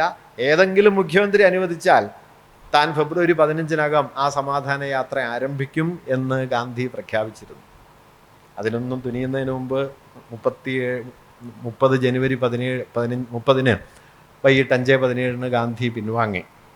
അതുകൊണ്ട് ഗാന്ധിക്ക് ബലമുണ്ടായിരുന്നു. ആ ബലം പക്ഷേ ഇന്ത്യയുടെ സാമൂഹ്യ ചരിത്രത്തെ ആകമാനം ഒറ്റയ്ക്കൊരാൾക്ക് തിരുത്താൻ പറ്റുന്ന ബലമൊന്നും ആയിരുന്നുമില്ല എന്നും നമുക്ക് മനസ്സിലാക്കാം. സാർ, എനിക്ക് ഒരു സാമൂഹ്യ ചരിത്ര വിദ്യാർത്ഥി എന്നുള്ള നിലയിൽ കേരളത്തിൽ താങ്കളുടെ എഴുത്തുകളും പ്രഭാഷണങ്ങളും വളരെ സൂക്ഷ്മമായി കാലങ്ങളായി ശ്രദ്ധിക്കുന്ന ഒരാളാണ് ഞാൻ. എനിക്കിവിടെ ഉന്നയിക്കാനുള്ളത് വളരെ അടിസ്ഥാനപരമായൊരു പ്രശ്നമാണ്. ഗാന്ധിയെക്കുറിച്ച് താങ്കൾ അദ്ദേഹത്തിൻ്റെ ധാർമ്മികതയെക്കുറിച്ചും സത്യം, അഹിംസ തുടങ്ങിയ മൂല്യങ്ങളെക്കുറിച്ചൊക്കെ എടുത്തു പറയുകയുണ്ടായി. എനിക്ക് ചോദിക്കാനുള്ളൊരു കാര്യം, ലോക ചരിത്രത്തിൽ തന്നെ ഏറ്റവും ക്രൂരമായ ഹിംസാത്മകമായ ഒരു വ്യവസ്ഥയാണ് ജാതി വ്യവസ്ഥ, വർണ്ണവ്യവസ്ഥ. ആ വർണ്ണവ്യവസ്ഥയുടെ വളരെ ശക്തനായ വക്താവ്, മരണം വരെ അതിൽ നിന്നും അദ്ദേഹം മാറിയതായിട്ട് നമുക്ക് കരുതാൻ പറ്റില്ല. അങ്ങനെയുള്ള ഒരു ഹിംസാത്മകമായ വ്യവസ്ഥയുടെ വക്താവിന് അഹിംസാവാദി എന്ന് പറയുന്നതിൻ്റെ യുക്തി എനിക്കറിയുന്നില്ല. മറ്റൊന്ന്, പിന്നെ അദ്ദേഹത്തിൻ്റെ ധാർമ്മിക മൂല്യം അതും വളരെ വിചിത്രമാണ്. കാരണം ഈ രാജ്യത്തെ മനുഷ്യരുടെ പരിഗണന പോലും കിട്ടാത്ത ഒരു വലിയ സമൂഹത്തിൻ്റെ രാഷ്ട്രീയ സ്വയം നിർണാവകാശത്തിനെതിരെ മരണം വരെ പൂനെയിൽ നിരാഹാരം നടത്തിയ ഒരു മനുഷ്യൻ്റെ ധാർമ്മിക ശക്തിയെക്കുറിച്ചിട്ട് വാസ്തവത്തിൽ എന്താണ് താങ്കൾ ധാർമ്മികത കൊണ്ട് മോറൽ പവർ എന്ന് ഉദ്ദേശിക്കുന്നത് എന്നുള്ളത് വിചിത്രമാണ്. മറ്റൊന്ന്, പിന്നെ ഈ ധാർമ്മികതയും സത്യത്തെക്കുറിച്ചുള്ളതാണ്. ഇപ്പോൾ ഇന്ത്യ കണ്ട ഏറ്റവും ക്രിമിനലായ ഒരു വയലൻസിൻ്റെ പൊളിറ്റിക്കൽ ടെക്സ്റ്റായ ഗീത, ആ ഗീതയിൽ അഹിംസ കണ്ടെത്തിയ ഒരു മനുഷ്യൻ പറയുന്ന കള്ളം, ഇത്തരം കള്ളത്തിലുള്ളൊരു മനുഷ്യനെ അയാളിൽ മഹാത്മ്യം കണ്ടെത്തുന്നതിൻ്റെ ലോജിക്ക് എന്താണെന്ന് 4-ാം വർണ്ണക്കാരനായ താങ്കൾ വിശദീകരിക്കണമെന്ന് എനിക്ക് പറയാനുണ്ട്. താങ്കളുടെ ഈ നിലപാട് സത്യത്തിൽ ഭൗതികമായ അഴിമതിയും എന്ന് മാത്രമല്ല, ഭൗതികമായ വ്യഭിചാരം എന്നുകൂടി എനിക്ക് പറയാൻ തോന്നുന്നുണ്ടെങ്കിൽ താങ്കൾ സാംസ്കാരിക സംഖ്യകളുടെ കൂട്ടത്തിൽ ഒരാളായിട്ട് പോലും തെറ്റിദ്ധരിക്കാൻ ഇടവരുന്നുണ്ട്. അതുകൊണ്ട് ഇക്കാര്യം താങ്കൾ വിശദീകരിക്കുമെന്ന് ഞാൻ പ്രതീക്ഷിക്കുന്നു. നോക്കൂ, എന്നെ ഇപ്പോൾ താങ്കൾ ഒരു വർഗീയവാദിയായി കണ്ടു എന്നതുകൊണ്ട് എനിക്ക് പ്രത്യേകിച്ച് ക്ഷോഭമൊന്നുമില്ല. താങ്കൾ അങ്ങനെ പറയുന്നത് കേട്ട് ഞാൻ ക്ഷോഭിക്കും എന്ന് പ്രതീക്ഷിക്കുകയും ചെയ്യരുത്. ഇതിനേക്കാൾ വലിയ തെറിവിളികൾ മിക്കവാറും എല്ലാ ദിവസവും കേട്ടുകൊണ്ടാണ് സംഘികൾക്കെതിരെ ഞാൻ നിലപാടെടുക്കുന്നത്. അതുകൊണ്ട് ഇതൊരു പുതിയ കാര്യമല്ല. പ്രശ്നം എന്താണെന്ന് വെച്ചാൽ, താങ്കൾ പറഞ്ഞതിലൊരു ശരിയുണ്ട്. അതെന്താണെന്ന് വെച്ച് കഴിഞ്ഞാൽ, ഗാന്ധിയുടെ ജാതിയെക്കുറിച്ചും വർണ്ണത്തെക്കുറിച്ചുമുള്ള നിലപാടുകൾ വളരെ വിമർശനാത്മകമായി പരിശോധിക്കേണ്ടതാണ്. പക്ഷേ വസ്തുതാപരമായ ഒരു പിഴവുള്ളത്, ജീവിതാന്ത്യം വരെ അദ്ദേഹം മാറ്റിയില്ല എന്ന് പറയുന്നത് വസ്തുതാപരമല്ല, നമ്മുടെ ആഗ്രഹമാണ്. 1936 അദ്ദേഹം ജാതി പോകണം എന്ന ശീർഷകത്തിൽ എഴുതിയ ലേഖനത്തെക്കുറിച്ച് ഞാൻ പറഞ്ഞല്ലോ. ജാതിയുടെ നിലപാടുകളെക്കുറിച്ചുള്ള അദ്ദേഹത്തിൻ്റെ ബോധ്യം വർണ്ണത്തെക്കുറിച്ചും അദ്ദേഹം അവസാന ഘട്ടത്തിൽ എടുക്കുന്നുണ്ട്. മതവും രാഷ്ട്രീയവും ഒന്നായിരിക്കണം എന്നതിൽ നിന്ന് മതവും രാഷ്ട്രീയവും പൂർണ്ണമായി വേർപിരിയണം എന്നതിലേക്കുള്ള നിലപാടിൽ അദ്ദേഹം എത്തിച്ചേരുന്നുണ്ട്. I will definitely introduce religion into politics without religion is immoral എന്ന് കരുതുന്ന ഗാന്ധിയിൽ നിന്ന് ഒരൊറ്റ ദിവസം ഈ രാജ്യത്തിൻ്റെ അധികാരിയായാൽ ഞാൻ ഈ രാജ്യത്തെ മതത്തെയും രാഷ്ട്രീയത്തെയും സമ്പൂർണ്ണമായി വേർപെടുത്തുകയാണ് ചെയ്യുക എന്ന് പറയുന്ന ഗാന്ധിയിലേക്ക് ഒരു വഴി കിടപ്പുണ്ട്. ഇതിലേത് ഗാന്ധിയെ നിങ്ങൾക്ക് വേണമെങ്കിൽ എടുക്കാം. ആദ്യത്തെ ഗാന്ധിയെ എടുത്തിട്ട് ഗാന്ധി ഹിന്ദുത്വത്തിൻ്റെ വക്താവായിരുന്നു എന്ന് പറയാൻ ഒരു പ്രയാസവും ഇല്ല. അവസാനത്തെ ഗാന്ധിയെ മൂടി വെച്ചാൽ മതി. ഞാൻ തുടക്കം മുതൽ പറയാൻ ശ്രമിച്ചൊരു കാര്യം, ഗാന്ധി വർഗീയവാദിയാണെന്നോ ഗാന്ധി വ്യഭിചാരിയാണെന്നോ അല്ലെങ്കിൽ ഞാൻ വ്യഭിചാരിയാണെന്നോ ഒക്കെ പറയുന്നത് കൊണ്ട് ഇതിനൊരു വിമർശനമാകുമെങ്കിൽ എനിക്കതിൽ തടസ്സമൊന്നുമില്ല കേട്ടോ. ഇപ്പം ഞാൻ ധാരാളം വിമർശനങ്ങൾ കേൾക്കുന്ന ആളാണ്. ചിലരൊക്കെ എന്നോട് ചോദിക്കാറുണ്ട്, എന്തുകൊണ്ടാണ് പ്രതികരിക്കാത്തത് ഇതിനൊന്നും. നോക്കൂ, വസ്തുതാപരമായ ഒരു കാര്യം പറഞ്ഞാൽ നമുക്കതിനോട് വസ്തുതാപരമായി പറയാം. ഞാൻ വ്യഭിചാരിയാണെന്ന് ഒരാൾ പറഞ്ഞാൽ പറഞ്ഞ ആളുടെ സന്തോഷം, അതിൽ ഞാനെന്തിനാ ക്ഷോഭിക്കുന്നത് എന്നേ ഞാൻ കരുതാറുള്ളൂ. അതുകൊണ്ടൊന്നും ഞാനിപ്പോൾ എൻ്റെ ബോധ്യങ്ങൾ തിരുത്തേണ്ടതാണ് എന്ന് കരുതുന്നുമില്ല. ഗാന്ധിക്കും അംബേദ്കർക്കിടയിൽ പരിഹരിക്കാനാവാത്ത ചില നിലപാട് വ്യത്യാസങ്ങളുണ്ട് എന്നുള്ള കാര്യത്തിൽ സംശയമില്ല. പക്ഷേ രണ്ട് കാര്യം ഞാൻ നിങ്ങളുടെ ശ്രദ്ധയിൽപ്പെടുത്താൻ ആഗ്രഹിക്കുന്നു. അതിലൊന്ന്, 1924 വൈക്കം സത്യാഗ്രഹത്തിന് ശേഷം ജനതയിൽ എഴുതിയ ലേഖനത്തിൽ ഗാന്ധി പറയുന്ന ഒരു കാര്യം. ആ ലേഖനത്തിൽ ഗാന്ധി പറയുന്നത് ദേശീയ പ്രസ്ഥാനത്തിനകത്ത് ജാതി എന്ന പ്രശ്നത്തെ അഡ്രസ്സ് ചെയ്ത ഒരേ ഒരാൾ ഗാന്ധിയാണ്. ഗാന്ധി ആ വിഷയത്തിൽ നൽകിയ പ്രാധാന്യം വേണ്ടത്ര ഉണ്ടായിരുന്നില്ല എന്നത് ശരിയാണ്. അദ്ദേഹം ഖാദിക്കോ നൂൽക്കലിനോ അദ്ദേഹം നൽകിയ അതേ പ്രാധാന്യം അയിത്തോച്ചാടനത്തിന് അദ്ദേഹം നൽകിയില്ല. കോൺഗ്രസിൻ്റെ അടിസ്ഥാന അംഗത്വത്തിൻ്റെ മാനദണ്ഡങ്ങളിലൊന്നായി അയിത്തോച്ചാടനത്തെ ഉൾപ്പെടുത്താൻ ഗാന്ധി തയ്യാറായിരുന്നു എങ്കിൽ നിശ്ചയമായും അത് വളരെ കൂടുതൽ ഫലപ്രദമാകുമായിരുന്നു. ഗാന്ധി അത് ചെയ്തില്ല, അതൊരു പോരായ്മയാണ്. പിന്നീട് അംബേദ്കർ എഴുതുന്ന ഒരു വാക്യം ഇതാണ്: മറ്റുള്ളവർ യാതൊന്നും ചെയ്യാതിരിക്കുന്നു എന്നിരിക്കെ ഗാന്ധി ഇത്രയെങ്കിലും ചെയ്തു എന്നതിൻ്റെ പ്രാധാന്യം കുറച്ച് കണ്ടുകൂടാ. ഇത് 1924 ഗാന്ധി എഴുതുന്നതാണ് കേട്ടോ, അല്ല അംബേദ്കർ എഴുതുന്നതാണ്. നിങ്ങൾക്കിത് മൂടി വെച്ചിട്ട് അംബേദ്കർ ഇങ്ങനെയൊന്നും പറഞ്ഞില്ല എന്ന് കരുതിയാൽ എനിക്ക് പ്രത്യേകിച്ച് അപകടമൊന്നുമില്ല, അതൊക്കെ അവിടെ കിടക്കും. 31 പൂനെ പാക്റ്റിന് ശേഷം സെപ്പറേറ്റ് ഇലക്ടറേറ്റ് എന്നതിൽ നിന്ന് ജനറൽ റിസർവേഷൻ എന്നതിലേക്കുള്ള ഷിഫ്റ്റിൻ്റെ സമയത്ത് അതിനുശേഷം അംബേദ്കർ എഴുതുന്ന കുറിപ്പുകളിൽ അംബേദ്കർ പറയുന്നുണ്ട്, ഈ ഘട്ടത്തിൽ ഗാന്ധി എന്നെ എതിർക്കും എന്നാണ് ഞാൻ പ്രതീക്ഷിച്ചിരുന്നത്, പക്ഷെ എന്നെ അത്ഭുതപ്പെടുത്തിക്കൊണ്ട് ഗാന്ധി എന്നെ പിന്തുണയ്ക്കുകയാണ് ചെയ്തത് എന്ന് അദ്ദേഹം പറയുന്നുണ്ട്. അദ്ദേഹം അവിടെ നമ്മൾ അപ്രതീക്ഷിതമായി കാണാവുന്ന ഒരു വാക്യം കൂടി പറയുന്നുണ്ട്: സൂക്ഷിച്ചു നോക്കിയാൽ എൻ്റെ നിലപാടുകൾ തന്നെയായിരുന്നു ഗാന്ധിയുടേത് എന്ന കാര്യം വിസ്മയകരമായി ഞാൻ തിരിച്ചറിയുകയും ചെയ്തു എന്നും ആ ഘട്ടത്തിൽ അദ്ദേഹം പറയുന്നുണ്ട്. പിന്നീട് അവർക്കിടയിലെ വൈരുദ്ധ്യങ്ങൾ വികസിച്ചു വന്നു. അതുകൊണ്ട് ഈ സെപ്പറേറ്റ് ഇലക്ടറേറ്റിനെ കുറിച്ചുള്ള 1930-32 കാലത്തെ തർക്കങ്ങൾ, അല്ലെങ്കിൽ ജാതിയെക്കുറിച്ച് 20കളിൽ ഗാന്ധി എടുത്ത നിലപാട്, 40കളിൽ എടുത്ത നിലപാട്, ഇത്തരം കാര്യങ്ങൾ ഉന്നി നിന്നുകൊണ്ടാണോ ഗാന്ധിയെ നാം ഇപ്പോൾ കാണേണ്ടത്, അംബേദ്കറെ ഇപ്പോൾ കാണേണ്ടത് എന്നത് ആലോചിക്കേണ്ട കാര്യമാണ്. ഞാൻ താങ്കൾ ഈ പറഞ്ഞ കാര്യം കൊണ്ട് ഞാൻ ഒരു കാര്യം കൂടി പറയാം. 1948-49 ഭരണഘടനാ അസംബ്ലിയിൽ ഭരണഘടനയുടെ കരട് അവസാന ചർച്ചയ്ക്ക് വരുന്നത്. അതിൽ റിസർവേഷൻ എന്നതിനെക്കുറിച്ചുള്ള ചർച്ച വന്ന സമയത്ത് റിസർവേഷൻ ഇന്ന് നമ്മൾ കാണുന്ന ജനറൽ റിസർവേഷനാണ്, സ്പെഷ്യൽ ഇലക്ടറേറ്റ് അല്ല, പ്രത്യേക സംവരണ മണ്ഡലങ്ങളല്ല, പൊതുമണ്ഡലങ്ങൾക്ക് സംവരണം ഏർപ്പെടുത്തുന്ന രീതിയാണ് ഭരണഘടനാ അസംബ്ലിയിൽ വന്ന കരടിലുള്ളത്. ആ കരടിനെതിരെ അന്ന് ഭരണഘടനാ അസംബ്ലിയിൽ PC താക്കൂർ എന്ന് പേരായിട്ടുള്ള ബംഗാളിൽ നിന്നുള്ള ഭരണഘടനാ അസംബ്ലി അംഗം അതിനെതിരെ നിലപാടെടുക്കുന്നുണ്ട്, സെപ്പറേറ്റ് ഇലക്ടറേറ്റ് ആവശ്യപ്പെടുന്നുണ്ട്. അംബേദ്കർ ഡ്രാഫ്റ്റിംഗ് കമ്മിറ്റിയുടെ ചെയർമാനാണ്, അംബേദ്കറാണ് ആ ചർച്ച നയിക്കുന്നത്. അംബേദ്കർ അന്ന് സംസാരിച്ചിട്ടില്ല. നിങ്ങൾക്കിത് വ്യക്തമാവണമെങ്കിൽ ഏറ്റവും ഒടുവിൽ വന്ന അംബേദ്കറുടെ ജീവചരിത്രം, ഞാൻ അതുവരെ വായിച്ചിട്ടാണ് ഈ പറയുന്നത്, ആനന്ദ് തെൽത്തുംബയുടെ ഐക്കണോക്ലാസ്റ്റിൽ അദ്ദേഹം അത് വിശദമായിട്ട് പ്രതിപാദിച്ചിട്ടുണ്ട്. എന്തുകൊണ്ട് എന്ന കാര്യം അദ്ദേഹവും വിശദീകരിച്ചിട്ടില്ല. അന്ന് അതിനുവേണ്ടി 3 അംഗങ്ങൾ സെപ്പറേറ്റ് ഇലക്ടറേറ്റ് എന്ന ആവശ്യം ശക്തമായി ഉന്നയിക്കുകയും ഈ റിസർവേഷൻ പോളിസി വാസ്തവത്തിൽ പര്യാപ്തമല്ല എന്ന് പറയുകയും ചെയ്യുന്നുണ്ട്. അംബേദ്കർ പക്ഷെ അന്ന് ആ പൊസിഷൻ എടുക്കുകയല്ല ചെയ്തത്. ബുദ്ധമതത്തിലേക്ക് 5 ലക്ഷം അനുയായികളോടെ മാറാൻ അംബേദ്കർ തീരുമാനിച്ച സമയത്ത് ബുദ്ധമതത്തിൽ ചേരുന്നവരുടെ സംവരണാനുകൂല്യങ്ങൾ നഷ്ടപ്പെടുമെന്ന നിയമനിർമ്മാണം ആ ഘട്ടത്തിൽ വന്നിരുന്നു. അപ്പോൾ അത് വേണമോ എന്ന ചോദ്യം ഉന്നയിച്ച സമയത്ത് അംബേദ്കർ പറയുന്നത്, എന്നും ഈ റിസർവേഷന് കീഴ്പ്പെട്ട് അതിൻ്റെ ഇരകൾ മാത്രമായി കഴിയുകയല്ല, സമത്വമുള്ള ജനതയായിട്ട് മാറുകയാണ് വേണ്ടത് എന്ന പൊസിഷൻ അദ്ദേഹം ആ ഘട്ടത്തിലും എടുക്കുന്നുണ്ട്. ഞാൻ പറഞ്ഞതല്ല, ഇതെല്ലാം ഡിബേറ്റബിൾ പോയിൻറ്റ്സ് ആണ്. നിശ്ചയമായും ഇതിലൊക്കെ ശരിതെറ്റുകളെ സംബന്ധിക്കുന്ന തോന്നലുകൾ അല്ലെങ്കിൽ ശരിതെറ്റുകളെ സംബന്ധിക്കുന്ന വീക്ഷണങ്ങൾ ഉണ്ടാവും. ആ വീക്ഷണങ്ങളൊക്കെ നമുക്ക് അന്യോന്യം സംവദിക്കാവുന്നതുമാണ്. അതിനപ്പുറം ഗാന്ധി ഒരു വഞ്ചകനായിരുന്നു എന്നോ, ഗാന്ധി ഒരു, താങ്കൾ പറഞ്ഞ ധാരാളം അധിക്ഷേപ വാക്കുകളുണ്ട്, അതിൽ കവിഞ്ഞ അധിക്ഷേപ വാക്കുകൾ ഗോഡ്സെയും പറഞ്ഞിട്ടുണ്ട്. അതുകൊണ്ട് ഇതൊരു പുതിയ കാര്യമൊന്നുമല്ല. അതെല്ലാം ധാരാളമായിട്ട് പറഞ്ഞിട്ടുണ്ട്. നിങ്ങളൊരാൾ മാത്രമൊന്നുമല്ല, ഇന്ത്യയിൽ വർഗീയവാദികൾ ഈ നമ്മൾ ഉന്നയിക്കുന്നതിൻ്റെ എത്ര കനത്ത വിദ്വേഷം ഗാന്ധിക്കെതിരെ പ്രസരിപ്പിച്ചിട്ടുണ്ട്. ഇതിനെല്ലാം ശേഷവും ഗാന്ധി തുടരുന്നല്ലോ. അതുകൊണ്ട് ഗാന്ധി തുടരുന്നു തന്നെയാണ് ഞാൻ കരുതുന്നത്. എന്നെ സംബന്ധിച്ച് ഇക്കാര്യത്തിൽ സംശയമൊന്നുമില്ല. ഗാന്ധിക്ക് ധാർമ്മിക ബലമുണ്ടായിരുന്നു എന്ന കാര്യത്തിൽ, ഗാന്ധി സത്യത്തിൽ ഉറച്ചു നിന്ന ആളാണ് എന്ന കാര്യത്തിൽ എനിക്ക് വ്യക്തിപരമായി സംശയമൊന്നുമില്ല. താങ്കൾക്ക് അതിനോട് വിയോജിക്കാനുള്ള 100% സ്വാതന്ത്ര്യവുമുണ്ട്. അതിനോട് ഞാൻ ചേരണമെന്ന് ദയവായിട്ട് വാശി പിടിക്കരുത്. നമുക്ക് അന്യോന്യം വ്യത്യസ്തതയിൽ നിൽക്കാം.